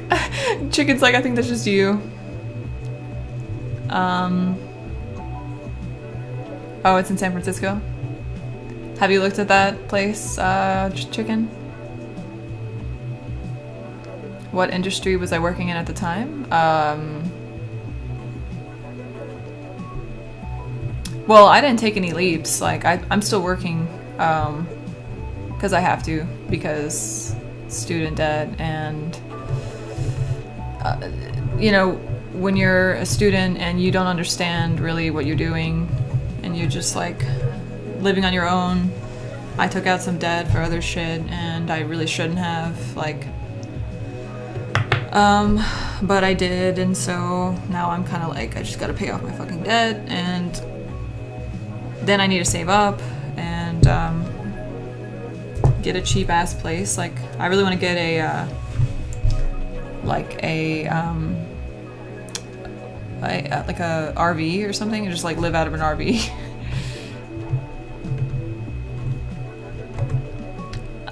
Well, at least you tried with the WebSockets.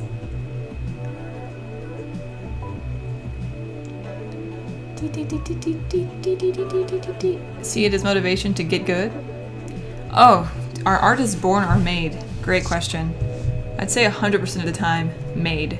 Every single person who is like good at art, even if they're good at a young age, was exposed somehow to some sort of art that they just developed. And I would say that most people who got really good at a young age had support from, you know, their family and stuff like that. Like, there's going to be a definite skill difference between someone who was told that art is improbable, impossible, and stupid, you know, versus someone whose family was all artists and is like, oh yeah, duh, of course you can become an artist for your Ubisoft. Like, duh. I mean, obviously there's job listings. We can look at them right now. In fact, let's do that. Let's see what you need to do to become a concept artist, you know? Like, that's like the kind of parenting that, you know, supports people. So, you know, I think that there's a lot of, you know, there's nature, and I mean, I'd say it's mostly nurture, to be honest. And you do have to have some kind of like idea of a visual sense. Like, you have to like it for some reason. Like, that's the only part that I think is kind of somehow, I wouldn't even say it's innate. I think it's also developed, but you just don't really know how it developed. But you have to enjoy the process of learning to see, and like, you know, that can be very frustrating for a lot of people. So, you know, to each his own. But if you want to become an artist, I 100% believe it is you make yourself into one. Or you have great resources that help you become one. But ultimately, you have to, you know, you have to be the one who's drawing all the time. And that's another thing I noticed, is that really good artists, like, they're drawing all the time. Everywhere they go, everything they do. Like, they draw. Like, and I used to be like that when I was younger. Like, I was just, you know, I guess some people that I'm really inspired by, I guess, are like Charles Darwin and Leonardo da Vinci, like everybody probably says. But their approach towards observation and experimentation and just sort of like sketching ideas and really understanding the mechanisms behind things really fascinates me, and because that's just how I think. So drawing to me is kind of like an exploration of the world in depth, really, really getting to it in my mind. So it's like innately interesting to me. So yeah. RV living, hell yeah, Lily. You've seen that place? Oh, they came to your school? That must mean they suck. I think schools that have to go to schools probably suck. The only reason I wanted to go there was because my favorite concept artist at the time, Jason Chan, I don't know, he went there. And I was like, well, if he can produce work coming out of here, then clearly I can too. Man, that was a sad day though, like the way my parents reacted. But, you know, to this day it inspires me to encourage other people, you know, because yeah, I just don't believe in that sort of mentality, like oh my god, it's just so wrong to think that you can't make a living doing art. It's just false. It's so false, especially nowadays with the internet. Like, you can make a living doing anything. You can make a living fucking talking about anime. Look at, what's that guy's name? That kid who talks about anime, that Asian kid, Proko, I think is his name. Oh, no, wait, maybe that's the... Is Proko the artist guy? I don't know, there's some kid who just fucking talks about anime. That kid's making money talking about anime on YouTube, you know? Like, I think he does some voice acting stuff, or voice stuff as well, you know, but I mean, honestly, you can make money being who you are in today's society. Like, it's just, you know, and that's just kind of what I believe in. Like, that's how it should be. Like, people shouldn't have to force themselves into something that they hate. Life is too short, and, you know, I'm all for practicality and all that, but like, there's so many opportunities. You can't just ignore them and say, well, I gotta be practical. Like, be practical by finding those opportunities. And if you're not skilled enough to obtain them, see what it takes to obtain them and go for it.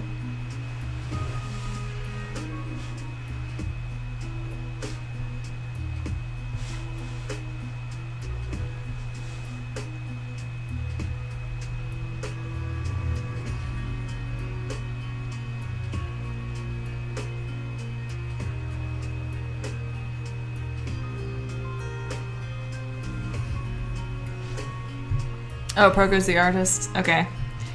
What is his name? Something with a P.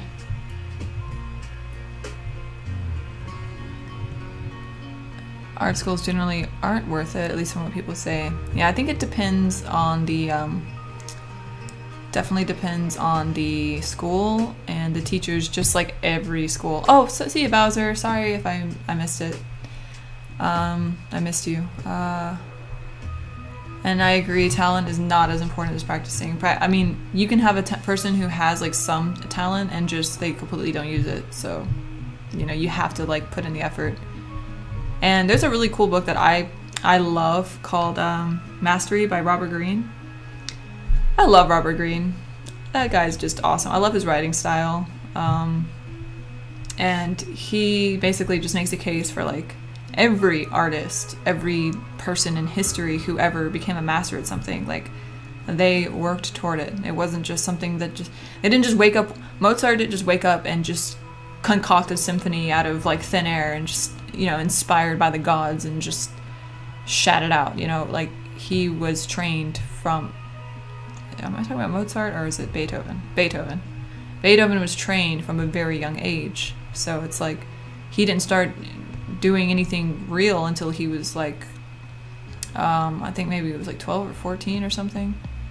But that's because he started when he was 5. His dad forced him into it. You know, it's like, that's not just a genius who just plopped out of existence and just was like, oh, time to make a symphony. Like, that's someone who trained as a child. And I think you might have a little bit of maybe a little bit of benefit if you started younger, but I kind of don't think that benefit really lasts. Like, I mean, it doesn't hurt for sure. Like, Feng Zhu talks about this with the visual library and how it develops over time.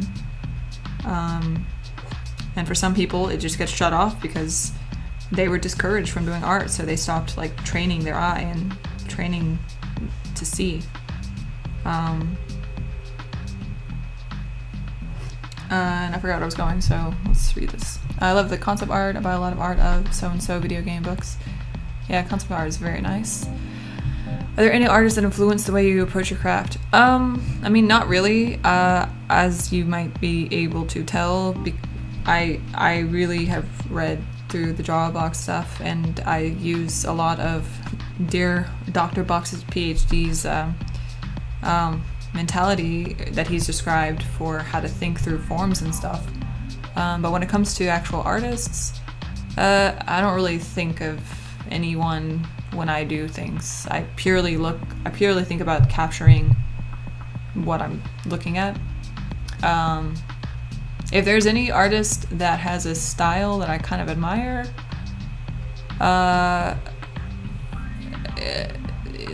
for some reason I don't know what the artist's name is actually, but the guy who did the Metal Gear Solid art, I just love that fucking shit. I love that shit. But I kind of like any art that just has beautiful line work and or is just technically good. Like, I love technical stuff. A 15-year-old cousin wants to do art. She's really talented. Your parents are really pushing her to get into other things. Oh, her parents are pushing her to get into other things? Dude, yeah, exactly. The guy on Patreon making $31K from text-based games. Dude, there's people making so much money off of fucking 3D porn. Like, anything is possible, truly. Like, dude, anything is possible. Whatever you like, I swear to God, you can put it online somehow and get something, you know. And when it comes to your cousin, I think that coming from my own experience, if there's one piece of advice I would give to every young person, it would be, don't listen to your parents. Like, and that's coming from a total goody two-shoes, like, or used to be goody two-shoes, I guess. Just don't listen to people who think they know what's best for you, like, because they convince you that they have your best interest in mind, but in reality, a lot of times people have their own interests in mind, including your parents, such as maybe people will think higher of me because my kid goes to a prestigious school. Maybe, I'll be able to brag more about my kid because they do XYZ, and like, it's subconscious kind of thing. It's not like something that I think they're really aware of, but it's like social pressure from parents actually like causes them to persuade your opinions, like, and that may not really be in line with like your skills and what you're capable of. And ultimately it's like, know thyself, dude. That is like number fucking one. Know yourself and don't let people like shake you from it. And I mean, I'm not saying being a closed-minded asshole, like, don't just be like, I know myself and I'm the best thing on earth and nothing I could never stand to improve at all. Like, definitely not like that kind of know yourself, but the kind where it's like, you know what you can do. You know what can happen if you apply yourself in that area that you love. Like when you love something, it's a lot easier to get good. That's just like a fact. So yeah, if I could talk to your cousin, I would just say, yeah, don't listen to them. Seriously. You'll regret it. I mean, I did. I completely regret it. And they say you shouldn't regret things because you learn stuff from them. And yeah, that's true. That's true. But, there's still a part of me that's like in a financial pit. And I'm just like, fuck this. Like, I should have just lived with some friends on the cheap, got a shitty job doing what I actually like. Which surprisingly, I would like bartending. I think that would be really a good fit for me. Which sounds stupid, but you can make money from it. I know people who do.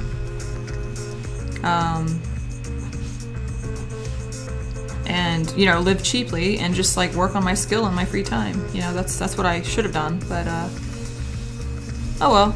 Instead, I just got myself trapped.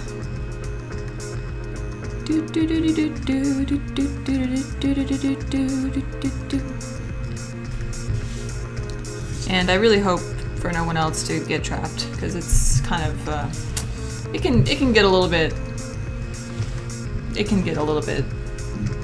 depressing.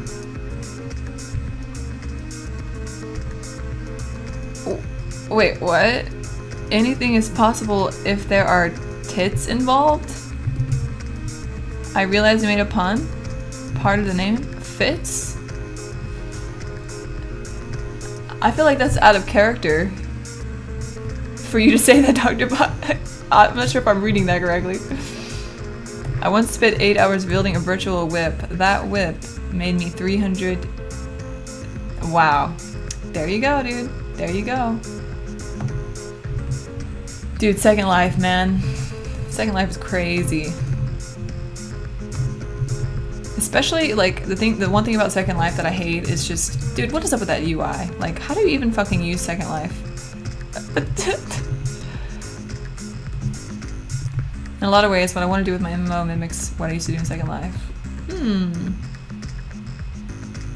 Oh, his text name in question is tits. That's great.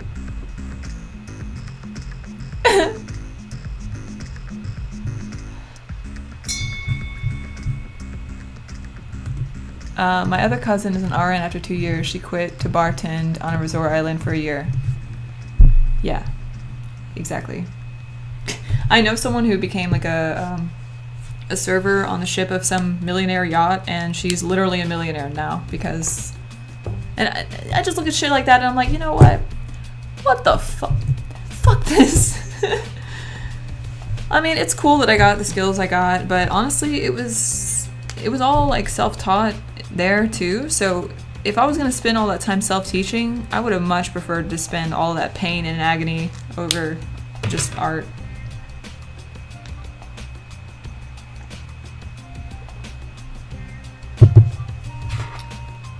Alright, the 5-minute break is up and we're starting the 25-minute work session. 4.5.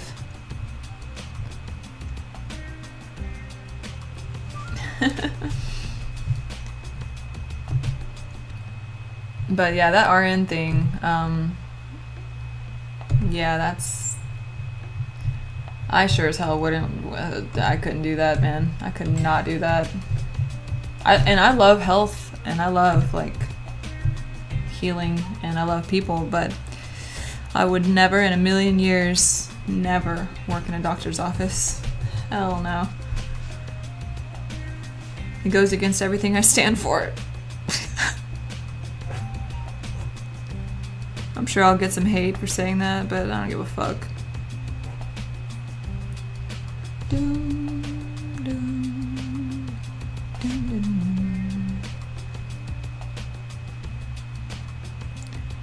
Need to get an income so you can upgrade your EC2 server.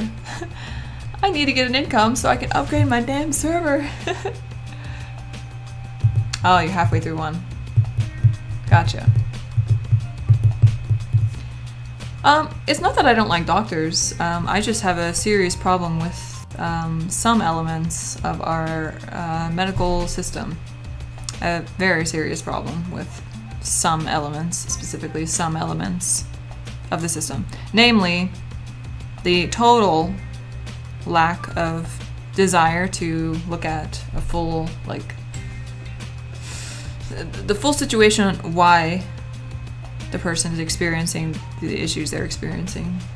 And I really do not like the approach of prescribing random medications with unknown side effects and just testing it out on the patient and hoping for the best. I'm really I'm not cool. I'm not down with that at all. And one of the things that I think doctors completely fail to do is when it comes to things like even things like cancer risk, they completely fail to emphasize the importance of lifestyle factors on some of those things. Like, for example, alcohol is a known carcinogen. Known. It is a fact that alcohol is a carcinogen. Now, you can consume it in moderation and potentially experience the possibility to extend your life, which is fine, but some people are alcoholics and they have health problems, and it's instead of emphasizing that, hey, maybe this is happening because of what you're doing, it's just kind of oh, let's just throw some medications on there and slap on this Band-Aid and hope that this broken arm heals, basically, is kind of the mentality that a lot of them take. And a thing that I've heard from some doctors, the reason why they don't get into lifestyle factors is because they're well, people won't change, they just want a pill. And that's all good and well, but I say, as a medical professional, it's your responsibility to inform the patient that they actually do have a choice in their health. They do have the ability to change the state of things, if only they knew that they did. But when doctors use things like, oh, that's just you have a genetic propensity for diabetes, therefore, there's absolutely nothing you can do. You're going to have diabetes. False. False. Can I say that one more time? False. And I actually think that not informing patients of their lifestyle factors, not even asking questions about their lifestyle factors that could be contributing to a disease is, I would actually consider that malpractice. But, some people would consider me an extremist bitch who doesn't know what she's talking about. And I say, well, see me in 100 years, buddy.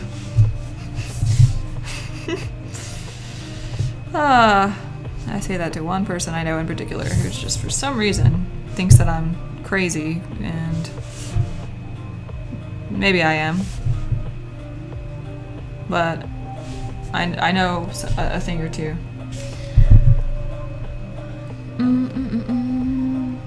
Oh, really? What about it reminds you of them? Or me reminds you of them? That sounds kind of lazy on the doctor's part. Clean coal. Clean coal!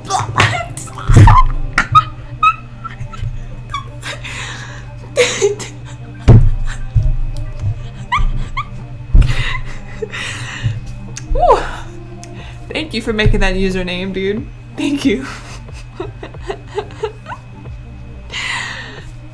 Clean coal.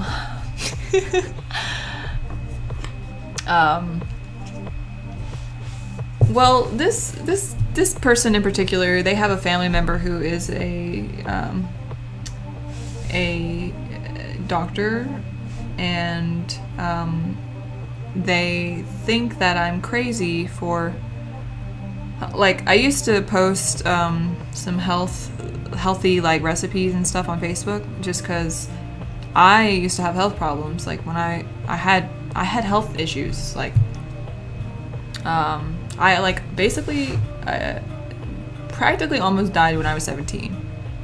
And then since that day, since that time, I just had various problems.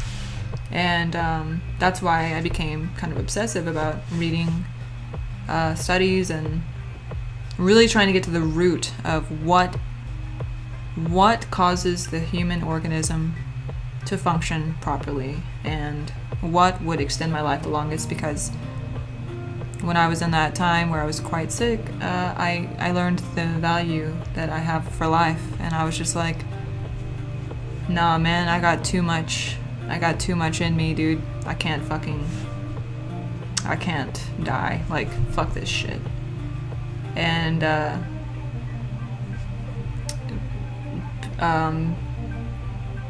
what was I getting at there? Oh yeah, so I like to just share things just in case anyone could benefit from it, you know? And I don't share things and say like, you need to fucking do this because if you don't, you are a piece of shit scum who deserves death. Like, no, I'm just like, hey, if you're having health issues, like, and you don't know why, well, you know, try a couple of these things out. Maybe it can help you, you know? If you've never heard of it before, like, I wish that I had someone to tell me what I know now. Like, I wish I had been exposed to some of the things that I know now. And, because it would have saved me a lot of fucking time and pain. But,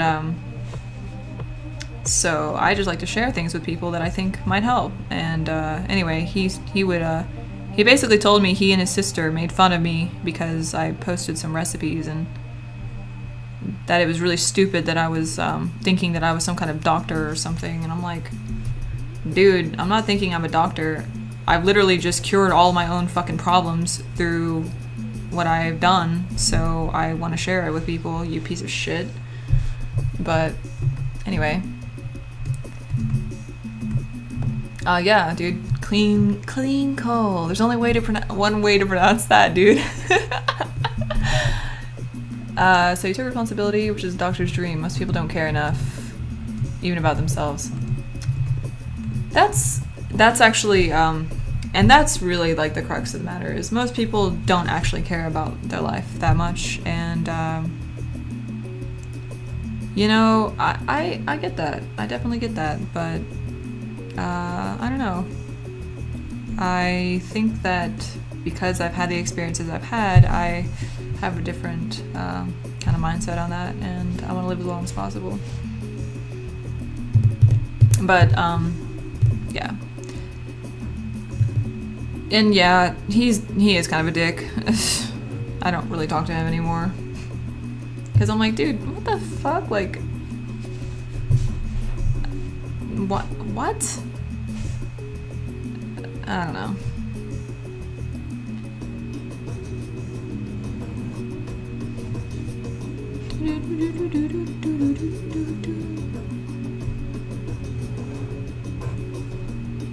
You know, basically my philosophy is this: do what you want to do in life if it makes you happy, but if you're not happy with your current state of health affairs, you know, arm yourself with the knowledge. And the thing is, doctors do not tell people how much control they really have.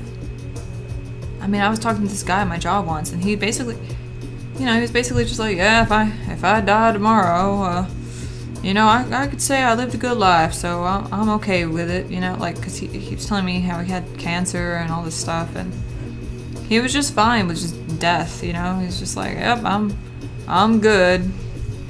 I'm like, all right, buddy, well, to each his own. But because he was asking me why I was eating watermelon every day, and watermelon helps you produce glutathione, which is basically just insanely good for you. Speaking of which, I haven't had watermelon in a hot minute, but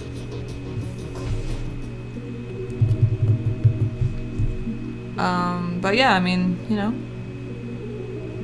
I used to think vegans were insane myself until I learned more, and it actually really helped me with a lot of my problems. So I'm really happy that I suspended my judgment and educated myself.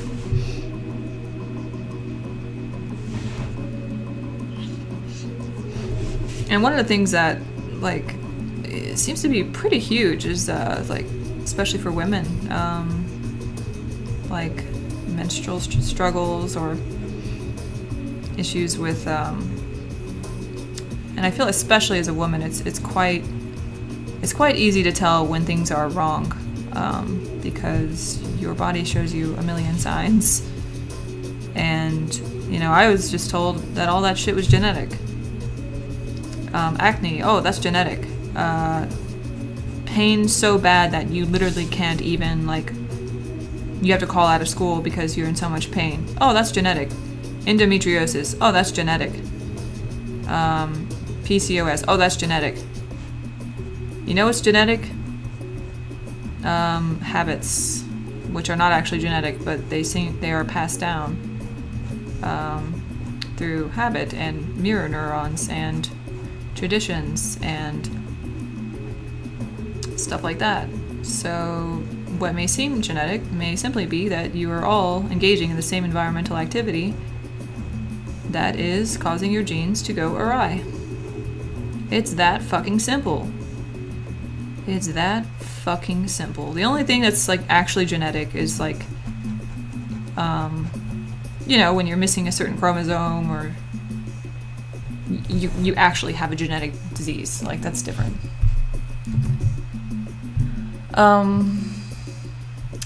I do stream a lot now. I'm planning on streaming every motherfucking day. Weedy. Watermelon is very delicious. Test this crappy program art clients, everything. I would have told him watermelons taste good, duh. Well, I was like eating like a whole watermelon at my desk, and everyone thought I was crazy, and it's pretty funny. People would walk over and their eyes would just widen. Well, it'd be half a watermelon. Their eyes would just widen, like, what are you doing with a watermelon on your desk? And I'm just like, I'm eating it. What else do you think I'm doing with it?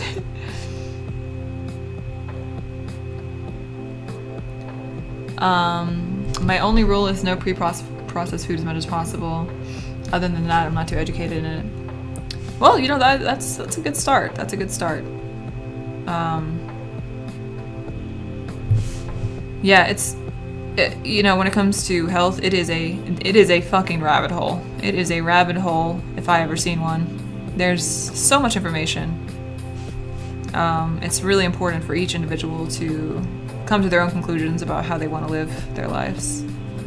Because everyone's different and their tolerance levels to certain things, and I just think it's important to inform people of the risk so they can take the risk knowingly.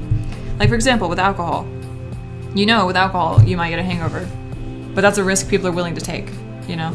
You know that it's not very good for your brain if you drink a shit ton, but that's a risk that people are willing to take. Clean coal. Thank you for the follow, dude. Clean coal. Dongers are genetic. Thank you for that, Dongs for thee. You're glad you have the doctor you have right now? Why is that, Lily? IQ is surprisingly non-environmentally determined. I have heard some about that. But I kind of don't know if I, like...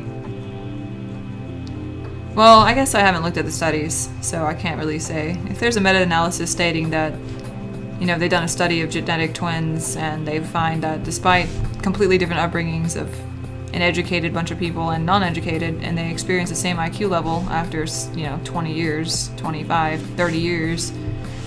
If that's the case, and it's been proven on multiple occasions, then yeah, alright. I'll buy it. But I gotta see some solid statistics before I decided what I...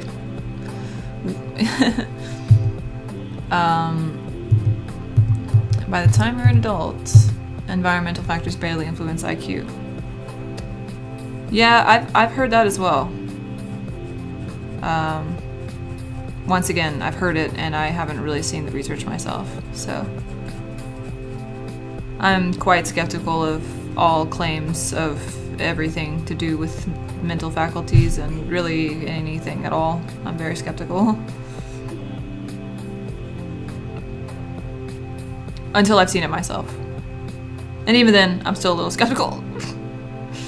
I hold my, you know, whatever I read scientifically I keep it in my mind, but I always stay open to new potential findings and information. One thing I've learned about science is sometimes it seems like it's all the facts, and people seem to think that it's infallible or it's immutable, but like that's been proven to be not the case time and time again throughout all of existence. After all, it is the continual testing of simply hypotheses, the falsification of hypotheses. Try dealing with a doctor as a transgender person. Most are not even sure where to begin. Ah, yes. I'm sure you must need someone who really knows what they're doing in that case. What would be a perfect pizza? Oh, great question, Weedy. Perfect pizza for me would be basically every single vegetable you can possibly fit on a pizza. So spinach, tomato, onion, broccoli, cauliflower, green pepper, red pepper, yellow pepper, all peppers. What else would I put on there? I would, let me think. Jalapeno, fucking throw on some pineapple, because why not? Yeah, every vegetable you can possibly imagine, basically. And mushrooms. I can't really think of a single vegetable I don't like. And then no cheese. And garlic bread base. Made with olive oil. Specifically extra virgin olive oil, because I'm a dick. That would be my perfect pizza. Oh, and the olive oil would have to be put on only after the pizza is cooked. So it's like, it's cooked without it, and then as it is cooling down, that is when the olive oil is applied to the pizza. Because olive oil oxidizes in high heats. In other words, potentially becomes carcinogenic.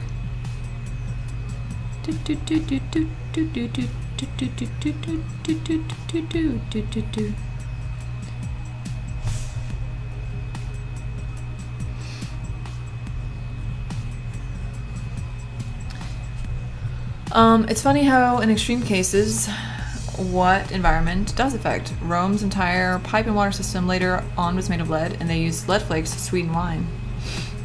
Our Industrial Revolution started coincidentally when cocaine was discovered and was put in everything from soft drinks to cough medicine and candy. No wonder we got so much done then. That's pretty funny. I feel like IQ doesn't mean a lot in regards to how intelligent someone is. Yeah, I am not really convinced that IQ is the ultimate measure of really anything other than IQ. Kind of like testing someone's intelligence on the SAT. Like,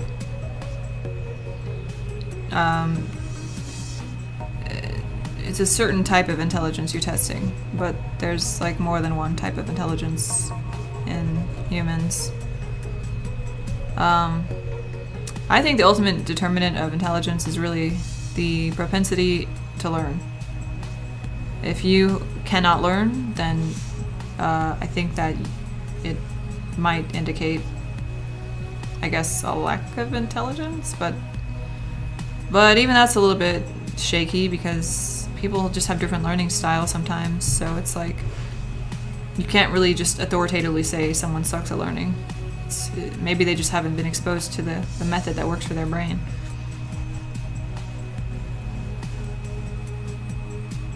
But also, I just think intelligence is a poor measure of anyone's like worth. So it's kind of like it's only worth discussing in like in the case of like once I was hearing about how like the new world and modern world is very learning based and it's always changing. So it's important to adapt and. For the individuals who cannot adapt, they simply cannot be trained to adapt. That presents an interesting economic challenge.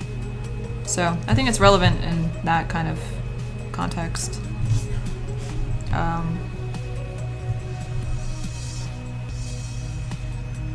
yeah. So somehow in the middle of butt nowhere, Newfoundland, in my hometown, I found a doctor who specialized in it, which then I came to realize even in the middle of butt nowhere, there was enough demand to require a specialist. Wow. That's pretty interesting, actually. It seems to be a very common thing all throughout history for individuals to experience another identity than what they were born with, I guess. I don't know how to word that properly, but IQ tests for specific things that don't actually do a great job of defining intelligence. I agree. Clean coal. AB history teacher in the day told you what was the reasons Rome declined. Dude, garlic crust, hell yeah. Interesting. Heavy metal poisoning affects schizophrenia and hallucination. Izzy420, what's up?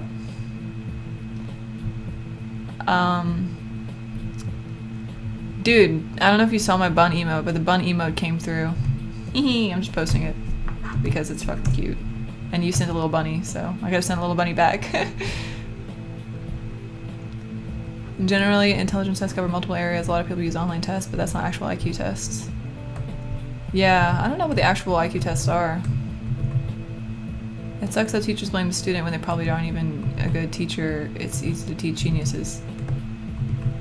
Yeah, that's actually really true. There's a lot of like horrible teachers who are trying to teach, and it's just kind of sad, really. Also, like that's like I think a certain like that's kind of a certain type of intelligence. Like the ability to teach it's like the ability to relate. You know, like there's a lot of different. You know, intelligence is just it's like a word that doesn't really mean anything to me. And it's especially just used in really, I guess, harmful ways for a lot of people. Like, you know, people growing up and they're told they're stupid, and then they have literally a lifelong belief that they are. Like, just because, like, they struggled with some class or something, and, you know, when they were in a really early age, like 6th grade or something, and maybe something didn't click for them, or even earlier, like maybe language didn't click, or some numbers or something, and, you know, and somebody told them they were dumb, and then now they have that identity imprinted because they were so young that it's literally imprinted into their brain that that's a fact. You know, that's what they believe, and when you believe that, then it becomes true. So because you think you're dumb and you just do things that, you know, you don't think you have the ability to do anything else. Like, so I don't know, I just think that whole idea of being dumb is just very ill-informed and inaccurate. I mean, there are certain people who you know, they cannot make sense of novel things and put them together, and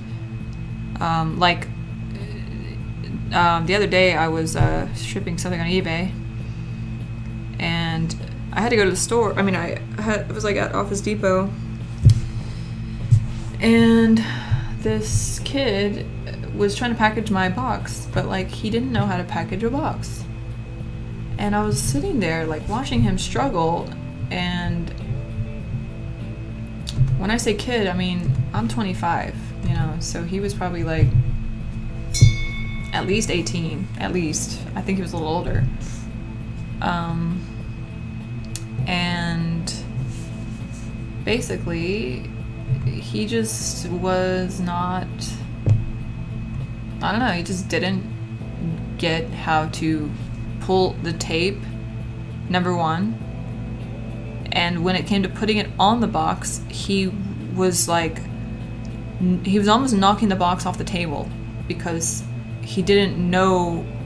It was like, and I watched the kid, I was watching him literally spend 20 minutes trying to wrap a box that was like this big. Like, okay, so it was like he didn't spatially understand that you have to put the tape on a certain thing and then pull it up, and then it's like his spatial awareness was non-existent. It was bizarre. Like, you know, and for all I know, maybe he's great at like programming. You know, I have a friend actually who's genius. I mean, he's really smart, great at language, really good at words, really good artist. But the guy couldn't figure out how to cut a tomato. He couldn't figure out how to cut a tomato. I don't know how that's possible, you know? So, what is intelligence? Fuck knows. I don't think it really has a definition. Hello, Wolf Reef. Am I into cosplay? On occasion I am, yes. Yes, when it suits me.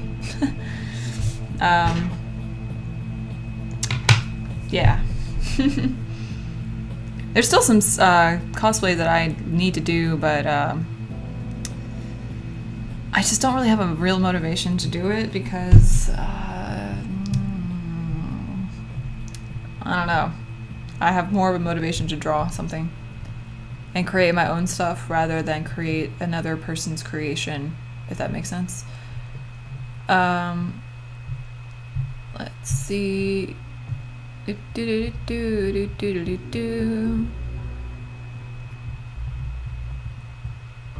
ability to feel empathy is undervalued. I would agree with you there, especially in the business world. It is extremely important. Extremely important and very, very... I have seen it in action that for a leader to experience empathy, it can actually like make or break an entire organization.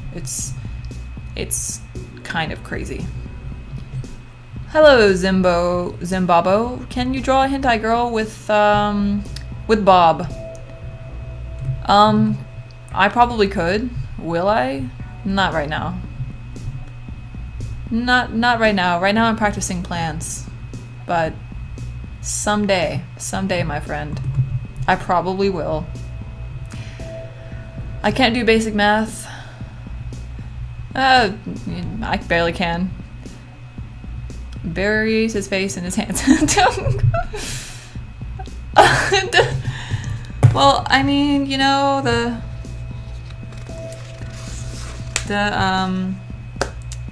what would you be more interested in looking at, Dr. Box PhD? A potato plant? I'm not sure. I'm not sure what your where your preferences lie, but I find that most people are not very interested in plants. I can't remember numbers except in vague generalities. Interesting. What do you mean by that? Oh, you're gonna repeat it then. Well, Wolf Reef. Are you having fun with that copy and paste? I wasn't putting you on the spot. Maybe I did ask the question. I was kind of asking it in a bit of a what's the word? Not expecting a response way. You know, I'm kind of like asking the question to him in a way, or her. Could be her. He could have just been nervous. Clean coal? Did I miss something? I might have missed something. A rhetorical question. Thank you. Couldn't think of the word. Dyscalculia. Ah, I see. Well, nobody needs numbers anyway. we got calculators nowadays. Like, come on. An impossible concept of time? What does that entail? I think I have that problem myself. Am I vegan? I am mostly vegan.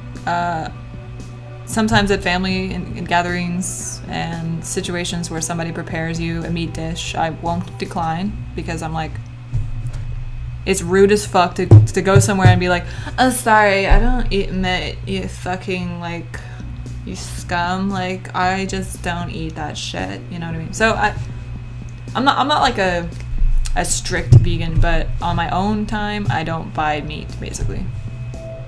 I don't pay for animal products. That's pretty much how I consider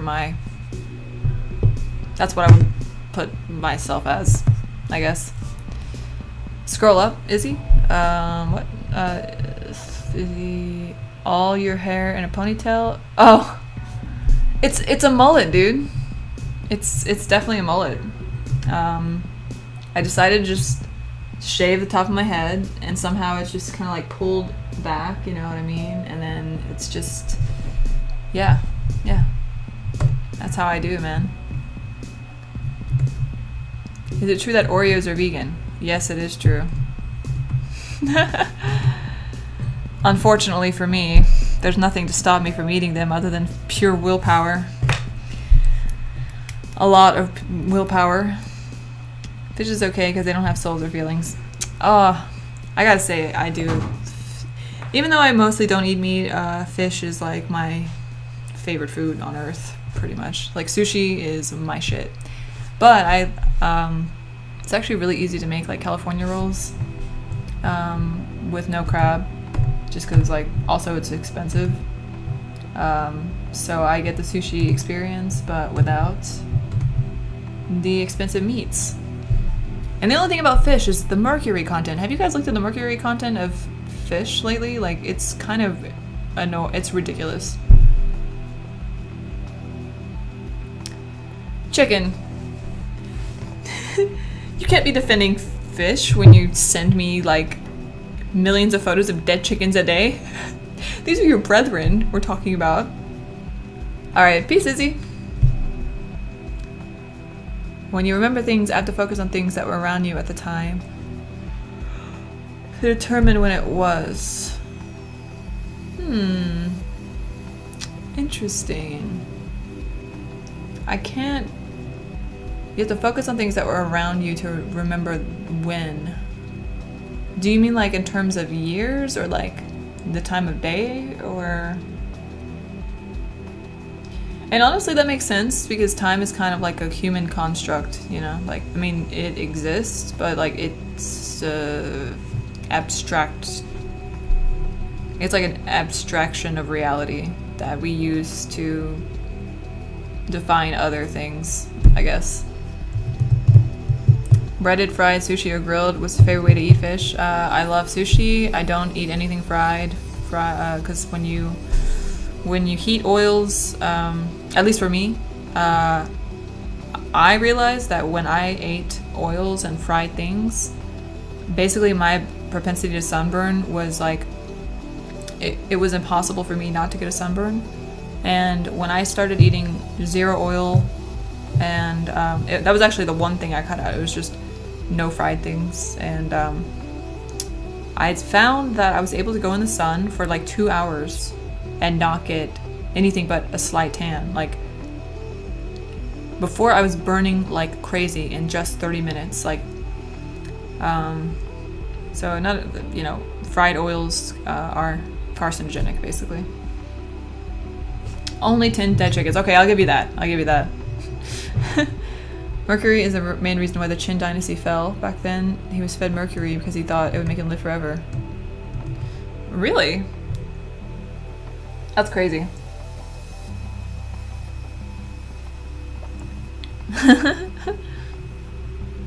That statement is a continuation of the first. Oh. What was the first one? Oh, okay. The way my memory works, I can't remember if something happened yesterday or 30 years ago. Oh, wow. So your entire life was essentially lived yesterday. Yesterday or 30 years ago. Whoa. Interesting. I don't believe in age or numbers. I also don't believe in age. I feel like humans could live till 300 if the conditions were optimal. Cause like, you know how there's like some animals that live in the wild way longer than like they should? I think that it's possible. It's just like, it has to be the right conditions. If you guys haven't heard of her, you should look up Annette Larkins. She is like 75 or something like that, and just take a look. Like, I'll just type her name in here. If you have some time, just research look at her, watch some videos if you feel like it. She was really the person that made me realize that lifestyle factors can completely override genetic tendencies and stuff. So you hate that your cat has learned to open your door. Well, that's crazy, Lily. Like, I'm trying to like imagine what that would be like. My time is pretty vague, but I typically know like time spans for the most part. Like, I can't remember what year something happened, but I can remember like within 5 years, I guess.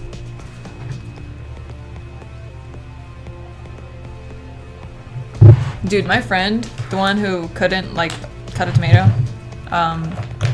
he has exceptional memory.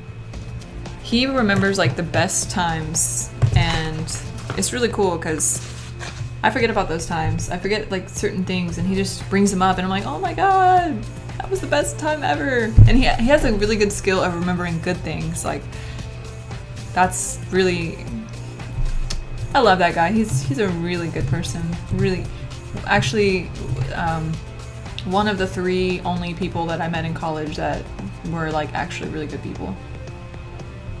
All right.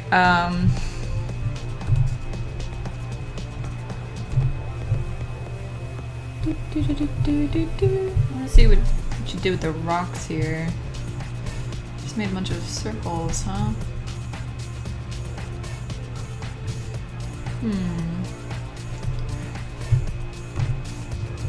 Let's try our hand at simplifying these shapes of the bottom and see if we can give it some sort of spatial awareness. And when I'm doing this is actually lesson 3, like the plan from lesson 3, and basically I read through the demo for the potato plant, and I'm trying to, and I really like looked at how Dr. Box laid out the basis of it, to try to grasp that structural element, and then I referred to the plant itself to try to use that structure in the actual plan. So, in case anyone's wondering about the process, weightlifting has been shown to improve skin health. You know, I think it definitely does something. Oh, another guy. This guy, I love this dude. When I first saw him, I was like, dude, I just think he's awesome.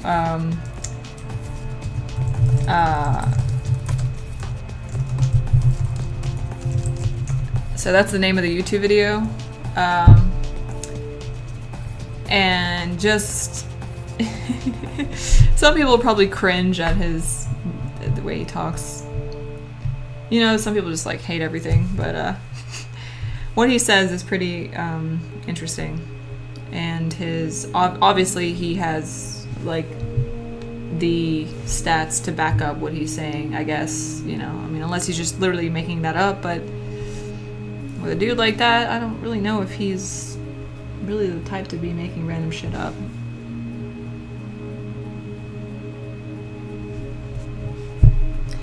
Noboku. Snowman 11. I was gonna call you Snowman.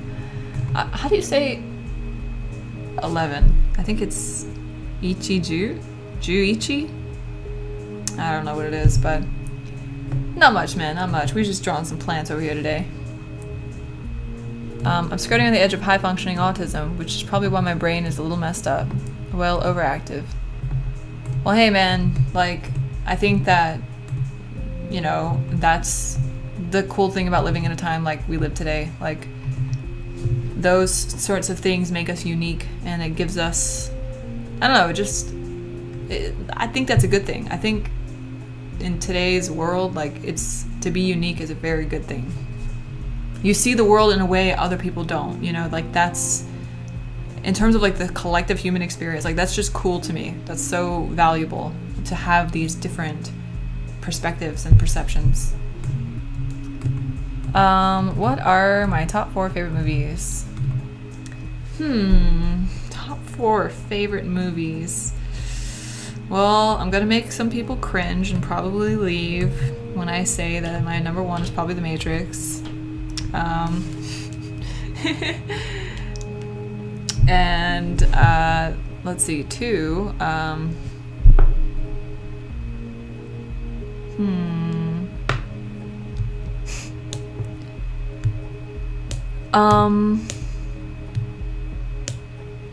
I really like Pocahontas.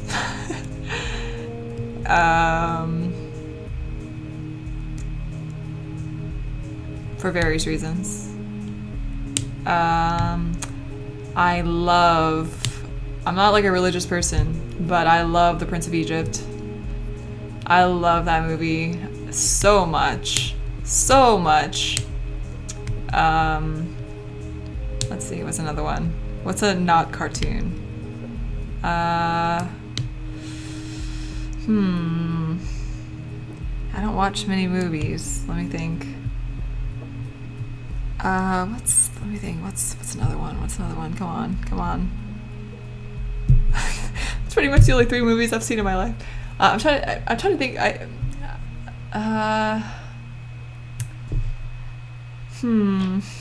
don't know. I can't really think of.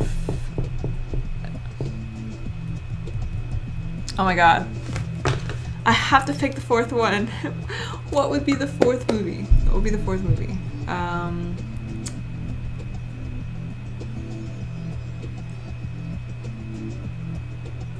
Can someone just name some movies? Maybe I can like be like, oh yeah, that's the one. I haven't seen Pulp Fiction. The Matrix is a masterpiece. Hey, I'm glad you guys agree. Some people were like, The Matrix sucks because Keanu Reeves is a horrible actor. And I'm like, yeah, but did you watch the movie? Like, Pocahontas? Yes. I do like the Savages song. I love the songs in that movie, all of them. Same with Prince of Egypt. Fucking great ass movie. It's so cool to me. I don't know why. I don't know why I like that movie so much. I've watched that movie like so many times. My friend, when I was a kid, she was Jewish, and I saw it at her house, and I was just like, wow, what a fucking cool thing. Like,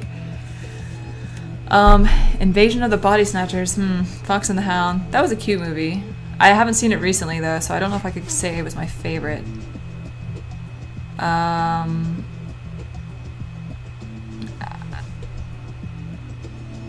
Not The Thing. I can't put a horror movie in there as favorites.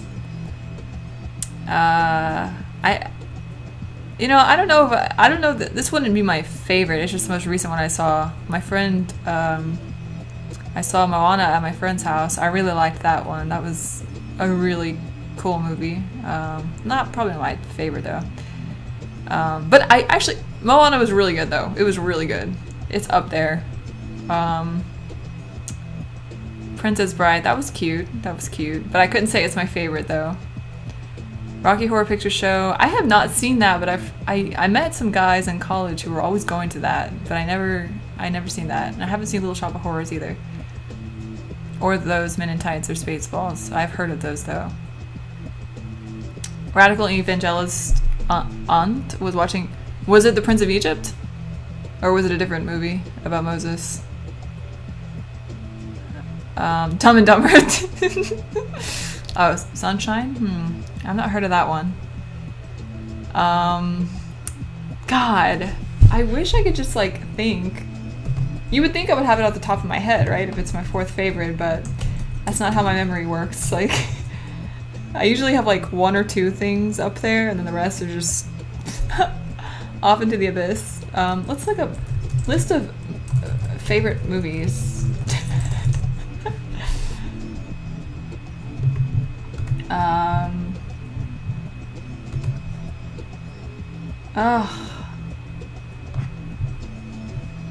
Oh my god. I wouldn't say this is my favorite, but I did really like Kill Bill. I love those movies. I love Quentin Tarantino. Well, I just love the Kill Bill movies. And I think one other movie he made that I can't think of right now. Let's see. I did not see Lord of the Rings. I'm looking at a list of like favorite movies. I did not like Inception. I thought that was the biggest letdown of all time. Like, everybody was like, dude, you gotta see Inception. It's such a mind fuck. It's so cool. And I saw it and I was like, that is literally like my life every fucking night. I don't really see what was such a mind fuck about that.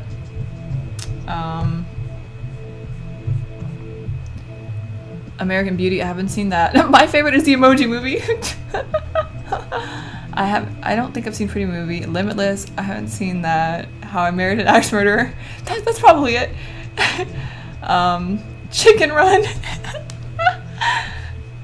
Inglourious Bastards. Oh yeah, that was I loved that movie. I like that one too. I'm looking at all these.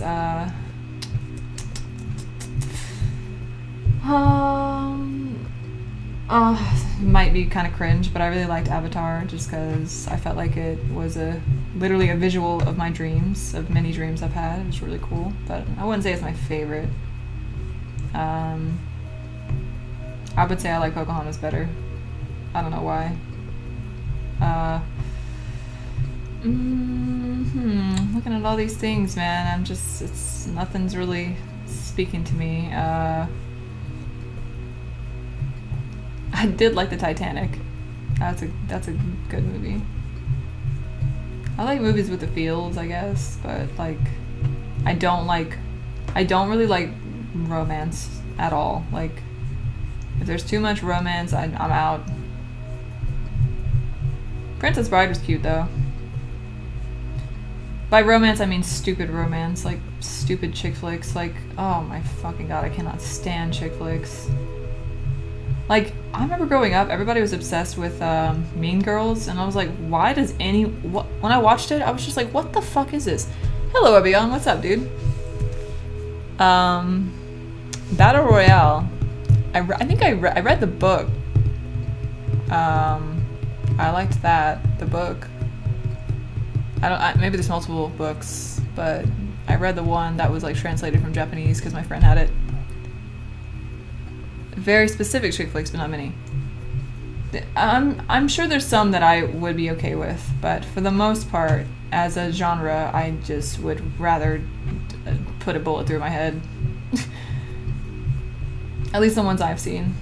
Damn it. Why do I not... Oh, God, I went through all of these movies and I can't say any of these are my favorite. Except The Matrix is on there.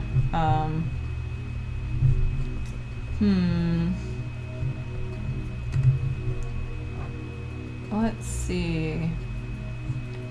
Honestly, I just haven't seen that many movies. I'll just say Fern Gully because why the fuck not, dude? That was a great movie, right? That fucking creepy like slime thing was just scary. Forrest Gump was cute, but it wasn't my favorite. It was like not my favorite of all time. I haven't seen True Romance. I haven't seen The Notebook. Now, The National History of the Chicken, that was a good one. That was a good one.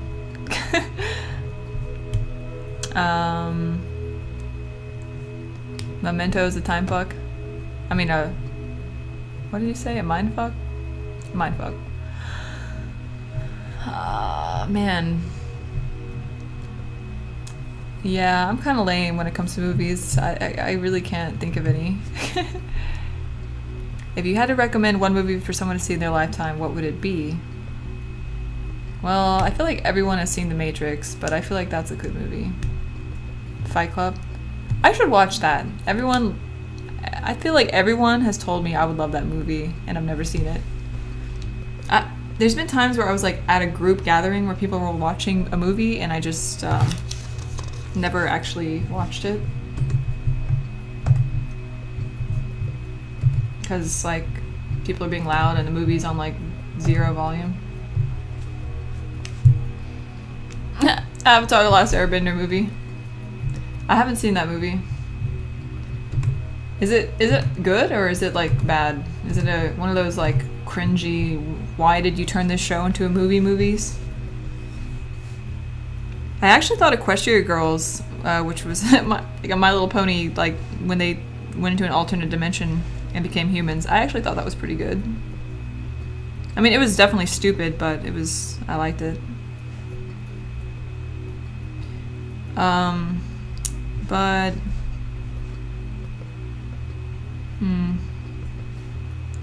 to be honest, I mean, it's probably just because I just saw it, so it's like the freshest thing in my mind. But honestly, Moana was really, really good. I was surprised how much I liked that movie. Oh, it's the worst movie ever made?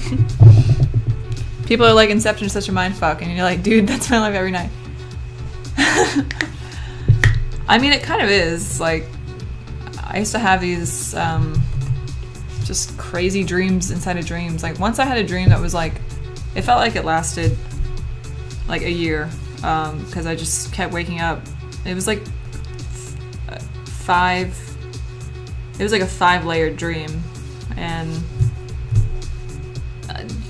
you know, probably all the caffeine I used to drink, because I would drink a ton of soda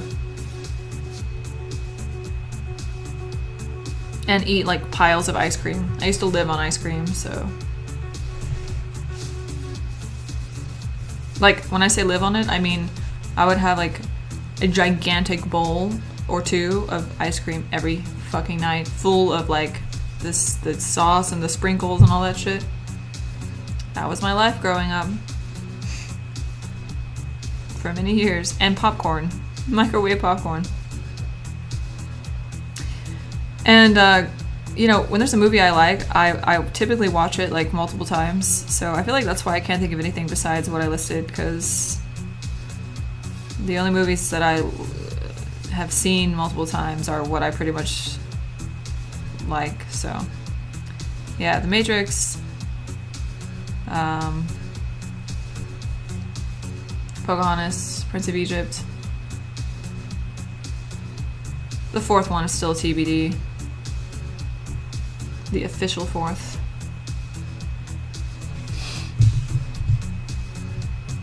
Idiocracy. Oh, Idiocracy.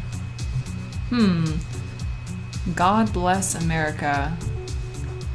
I probably would. If it's making fun of America, I would probably appreciate a little bit about it. Baby Driver? Used to drink a ton of soda. 10 years. Nice. Yeah, it's been a minute for me, although I have drank some Bai. Oh,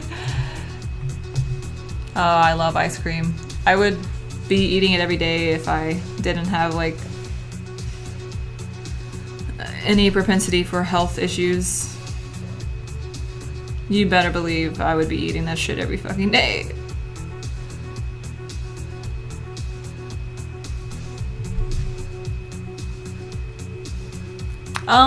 You know, the sequels were not very memorable to me. But I didn't dislike them. I just don't really remember them very well for some reason.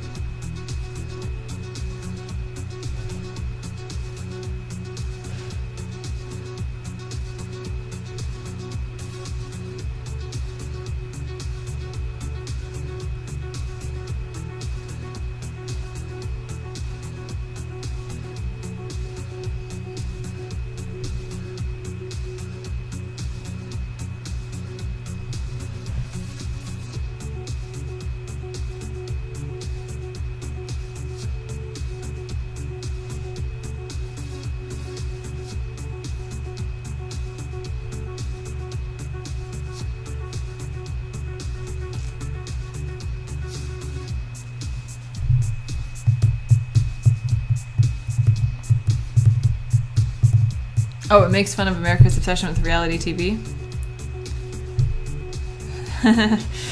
Oh man, reality TV. Whew. Now that is some funny shit right there.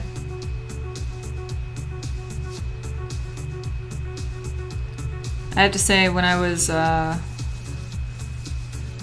home during some summers when I was younger, my friend and I would call each other up and we'd just like sit there and watch Jerry Springer and Maury and just cackle like it's pretty funny.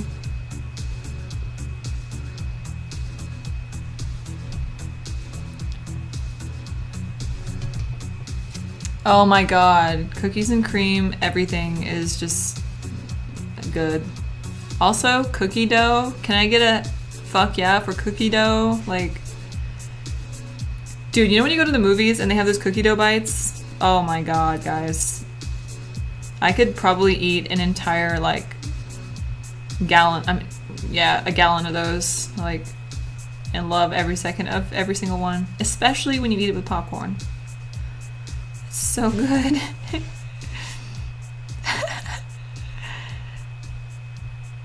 Sweet and salty go so hard. Oh look, there's this rock. There's a little heart. Yaw. And this one's a sacral bone.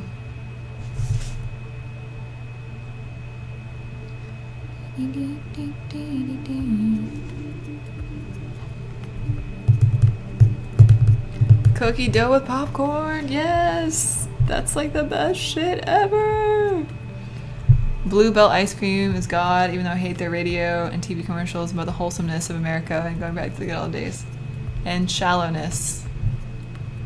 Yes, well, I like anything that pokes fun at shallowness of people. Yeah, I really appreciate quality satire. Not that I could name you a single example, but one time I made this, like, I'm not gonna be very good at telling the story, but you know, A Modest Proposal by whatever Swift, Jonathan Swift or whatever the fuck his name is. I basically did something similar to A Modest Proposal, and I just spent way too much time, like, just trolling these pro-lifers. And it was just, oh my god, people got so triggered. And I was like, and I even said, I have a modest proposal, if you will, or something like that, like, triggered. It was just fucking hilarious. Back in my trolling days.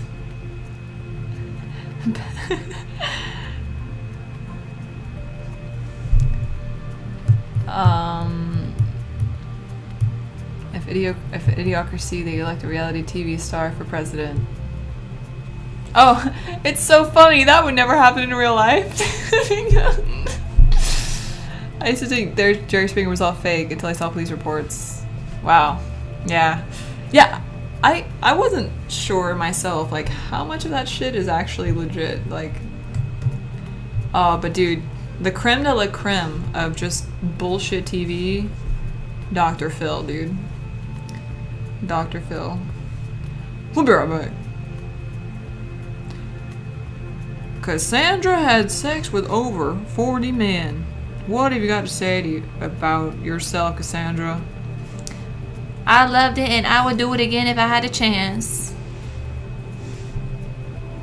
But what does your mom think? Like, what the fuck?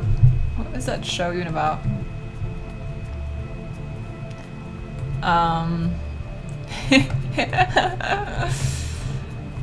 Pro-life is dumb. Are you going to raise my child?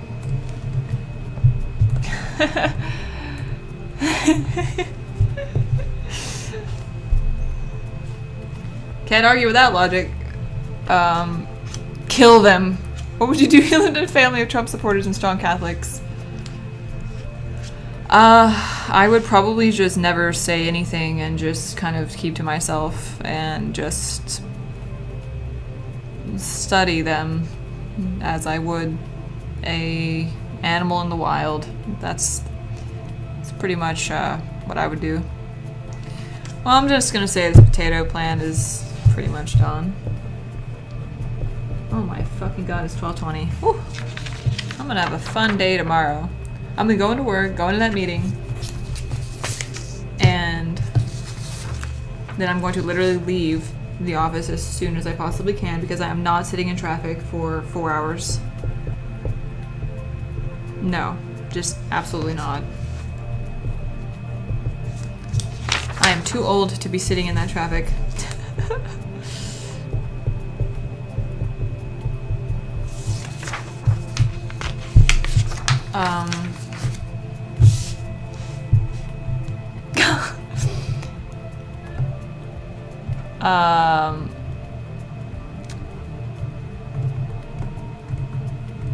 Dr. Phil isn't any kind of psychologist. Yeah, he's just kind of like I feel like he's just kind of just like morals. Like that's kind of how it. Pretty much the summary of it. Your uncle is a deacon, and he's like the Catholic George Carlin.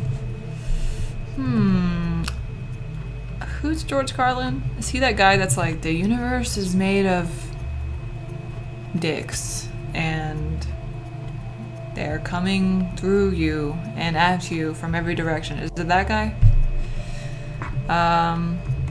Oh, I'm glad you enjoyed the potato plan. Yeah, I'm in a pretty, I mean, I guess you could call it a big city.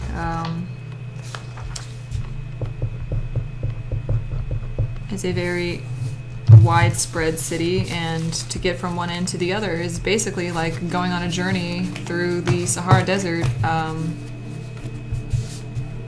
every day of your life. It's a trek. It's a fucking trek. And then the thing is, it's just the people on the road that just make it like difficult, because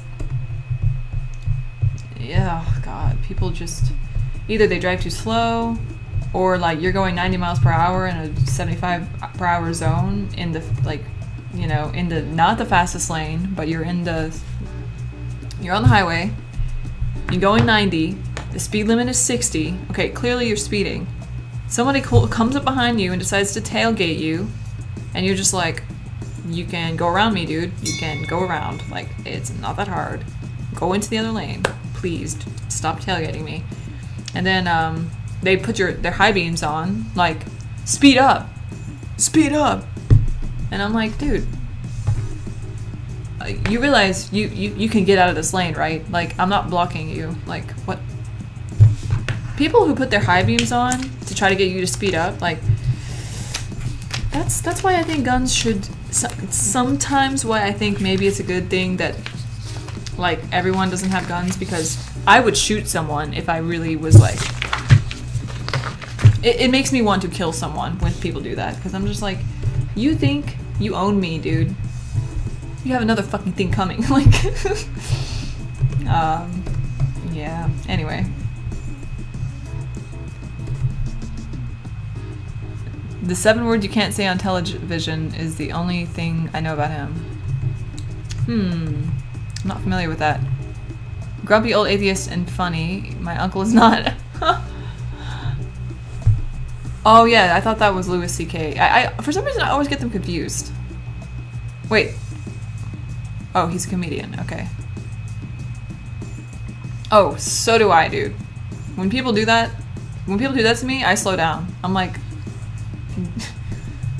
are you kidding me right now? Like, get away from me. Why are you driving so close, number one, when you could be in another lane if you want to go 120 miles per hour? The fast lane, which I left open for you, you dickhead.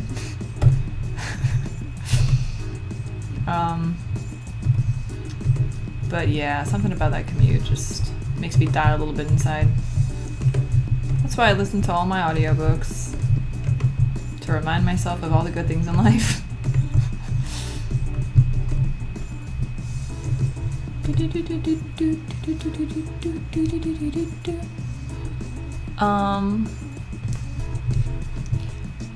Top favorite songs or tunes? Oh my goodness, these top favorites questions are really difficult. I would say one of my favorite songs is Rosetta Stoned by Tool. Don't ask me why, I just love that song. It's not because it says stoned in it, and it's not because it's about drugs. I just like the song because it's just weird, and I like how it kind of describes the story, and it just sounds really weird and really cool. And I also really like honestly, I like everything, pretty much everything by Tool. There's not really a single thing that I don't like from Tool, except like their experimental songs, like Die von Zarten or whatever. Like I could go without that. I'm not really into super experimental music. I also love Utari Hikaru. So I prefer the Japanese version of Simple and Clean, which is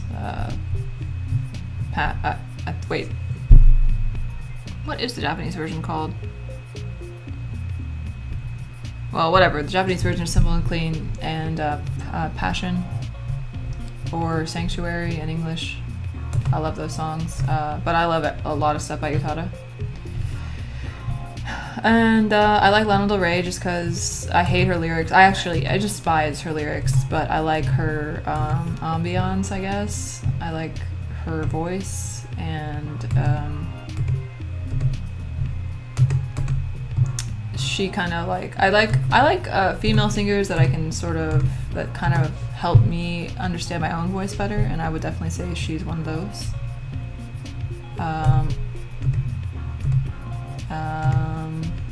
But in general, I pretty much just like random instrumental music, and I never know any songs. I just know it when I hear it, and I'm like, that's a good song, but I never remember any of them. I watched this animation from Glenn Keane. Oops, I'm doing this wrong. Oh wait, I should probably read. Let me read this lesson real quick, because the other lesson I read was really helpful. I'm looking at the hibiscus flower demo at this point.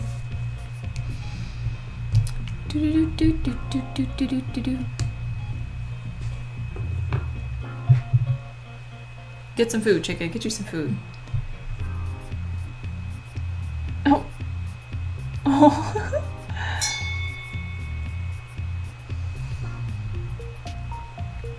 There's no tool in this pool.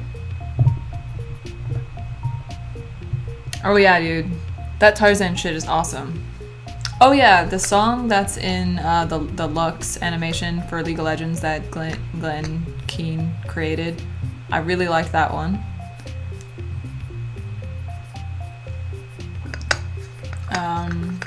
Also, I love, I'd say, like, I really like music by Hans Zimmer. Like a movie composer. I like his shit. I was exposed to him through, like, orchestra when we learned Pirates of the Caribbean songs. I just really like those. And then my friend sent me the Kraken, which I really liked. And then, yeah, he's done a bunch of random shit. Oh, and I also like the Propeller Heads. I like that, I don't know what you call that style, but, like, just makes me think of The Matrix and, like, all the badass, like, scenes, and I just love that kind of music.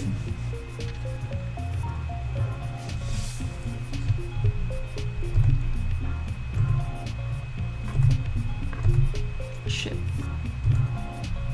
Alright, where's my reference picky?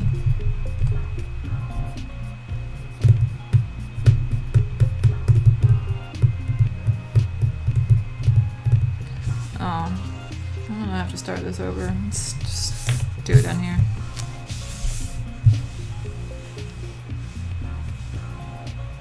Also, I didn't read the lesson. I should read it.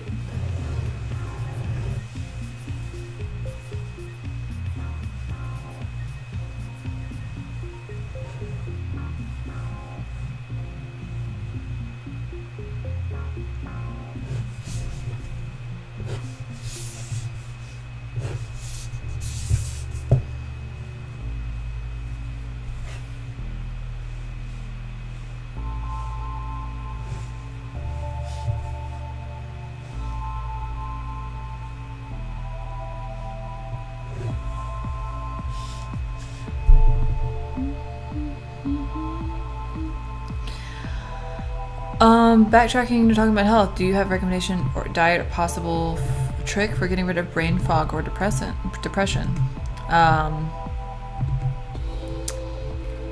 He did compose for Inception. Yeah, so clean coal. So brain fog, I don't really understand the cause of it, but I think that it can be caused by two things. One could be an excess of sugar, and the other is an excess of fat, and both with probably not enough fiber. So when it comes to that, you know, I would go, when it comes to actually all health problems, I would go on something like an elimination diet, which is where you just remove things that could be contributing that are like known to cause issues in people. So basically you remove most things from your diet and include only like quinoa, fruits and vegetables. It sounds exciting, right? I know. But I think that would be a good place to start. The only challenge with health and diet is that the results are not always immediate. Like sometimes you take one thing out and you're like, oh my god, that was the problem. But in other times you have systemic issues, which I had, and it took me I actually got very sick when I changed my diet to eating healthier. And I thought it meant, oh, well, my body is just not meant to eat healthy food. Like, but it sounds like bullshit. Like, and you hear about detoxing and how bullshit that is, like, how it's not a real thing and all that. But, I mean, in my experience, when I changed my diet, I kept getting sick. Every time I started eating healthier, I would feel horrible. And I'm like, what the fuck is wrong? But then over time, I just kept slowly reintroducing, like, more fruits and more vegetables and slowly transitioned and basically cured all my problems for the most part until I eat shit that I shouldn't. But specifically with that, you know, some quick things that I would cut out are dairy for sure. If you're eating dairy or cheese, any of that, get that out. Just test yourself for, like, if you can, 3 months. That would really be the best thing you could do to know for sure whether or not that's involved. If you're still experiencing it after that, it could also be a lack of nutrients. So one thing that I found is really good for the brain, and honestly I need to get back on this myself, is pomegranate juice. Like, for some reason, I discovered when I was drinking a lot of pomegranate juice, my reflexes were, like, insane.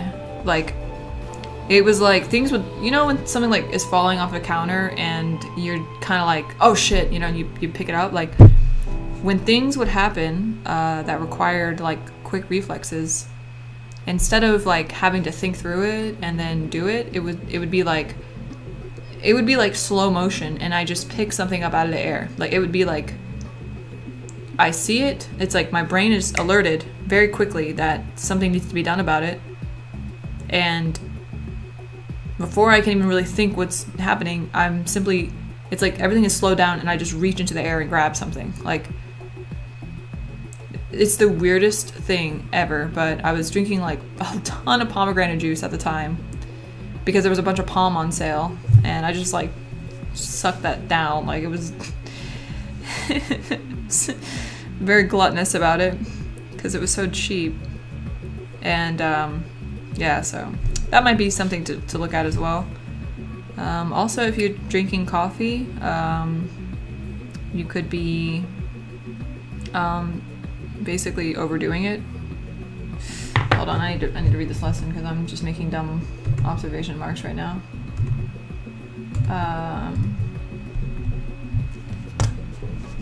But yeah, so I would recommend, and honestly, I know people don't want to hear this, like, people do not like to hear this, but also try cutting out meat as well. I myself sometimes eat meat, and when I was transitioning out of, like, my old diet and I was getting on purely, like, health foods or whatever, when I would eat meat, I would feel so tired, so sluggish, so awful. Just, it was not good.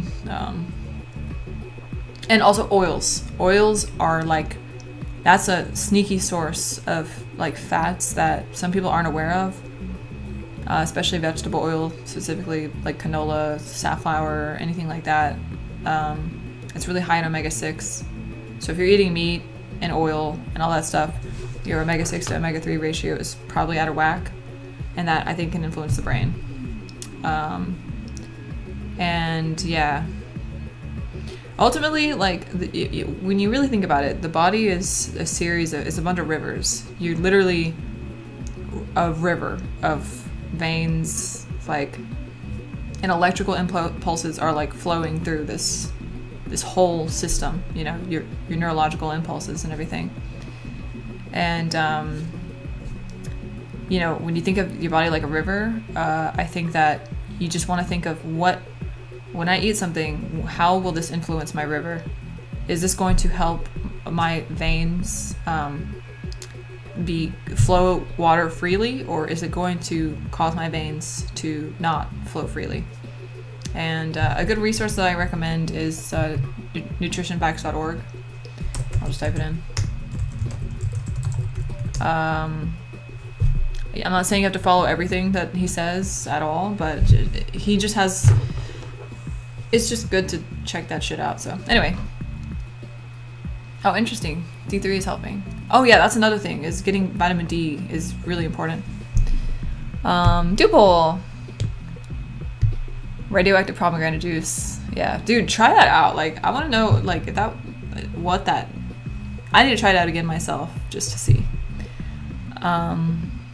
Another thing that's really, really good is carrot juice. Like, carrot juice is just good for everything. And it's really good when you combine it with cacao. So, confirmed shill. What did you confirm is a shill?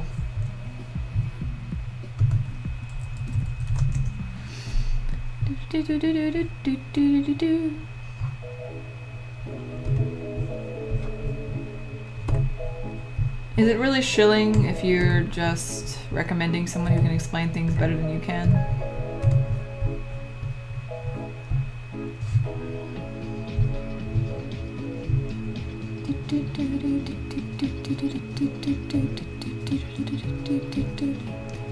This is basically we're in 410 Paul right now, yeah. Blah? What are you blawing about, Dr. Box?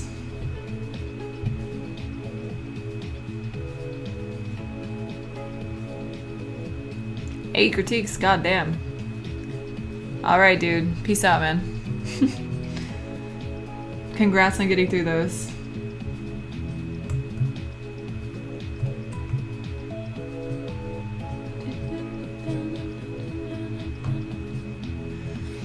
Add a perimeter of the petals, the center of the flower. Note how the center is sunk in a little in 3 dimensions, so it's slightly offset from the dead 2D center of the large ellipse. Uh-huh. Oh, I already ruined this with these lines, but oh well. The stem is more theoretical, but I figured including it would help give the flower a little more context instead of being simply a few clustered petals floating in the air. I may have gone overboard with the contour curves, but my intent here was to submit the idea that these are petals, which are not yet drawn, are not simply radiating out in 2 dimensions, but coming from a sunken in center point and flowing out. The curves of the contour lines help me wrap my head around the notion. Had I kept it in my head, I might have forgotten it, but now that it's on the page, it's much harder to know. I'm still following the principle of constructing leaves. I've got my center lines, and I'm constructing the curve on each side of each center line independently. The only difference is that I'm flaring them out way more than I would do with a leaf. Each one still has a direction in which it flows, which is the most important thing to remember. Here we're going back to the more familiar, more solid, somewhat geometric construction. The pistil is a sticky outy bit in the center of the flower, a key part of its reproductive system. The main stem, called the style, of this section was easy, but I made the decision to capture the end as a ball. This follows the same logic I applied when initially drawing the perimeter of the petals. As in ellipse, the forms are going to remain within the shape that I've constructed, so I can use information later to break it out of its forms. Notice how you can see the interaction between the ball at the top and the tube beneath it. Due to our angle, the ball should be blocking out that intersection shape, but in order to help solidify the forms in my mind, I've included it. I'll try to include these intersection shapes that keep letting your brain grasp how things fit in 3D space. Okay, alright. Well, let's attempt this, shall we? Dye my hair a bright blue? Why, Duple?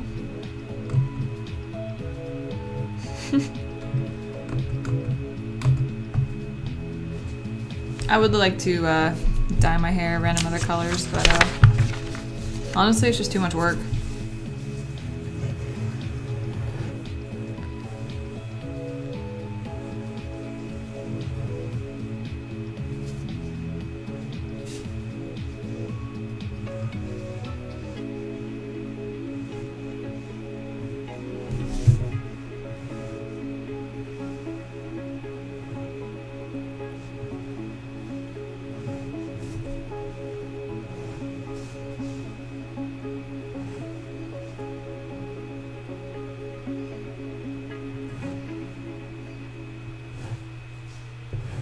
Also, I hate that, like, I can't, like, dye my hair weird colors because of work. It's so, like, ugh, cringe.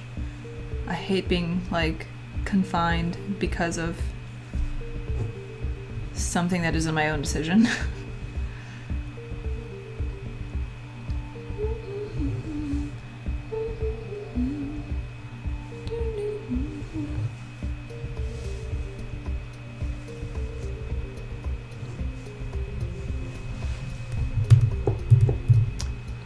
Russian crushin', ground beef. Oh yes, ground beef. Do they have to make against blue hair? Probably. I did this like hair modeling thing, and they dyed my hair like red and blue, and basically my main boss, I guess, the top dude, he was on vacation. He came back from work and he was like, oh God, you've become one of those crazy girls. And I was like, what the fuck? And I was like, no, I did it for a show, you know, I got paid. It wasn't just because I went off the deep end. And he was like, well, you're not gonna keep your hair like that, are you? Like, and he said something like, what did he say exactly? It was, he said something to the effect of, that's not like you. You're a rational person. Like, I'm like, dude, you don't even fucking know me. Like, what are you talking about? But yeah, it was kind of funny. That's not like you.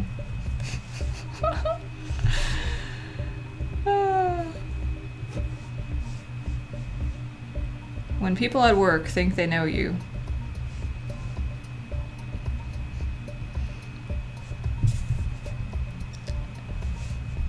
Everyone's got a bit of a, well, maybe not everyone. I am not religious, no.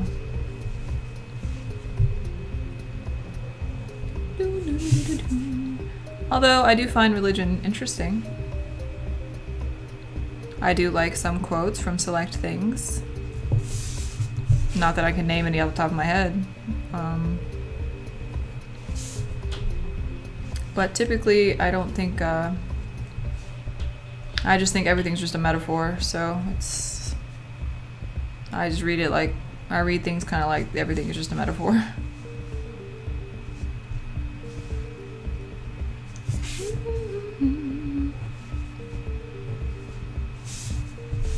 I basically lost like being religious or any hope that it was a thing when I was a kid, because I was just like, I just asked too many questions at this church that we went to at some point, and the answers I got were just like, alright, well, clearly you guys don't know, so I'm gonna find out on my own. Find out what?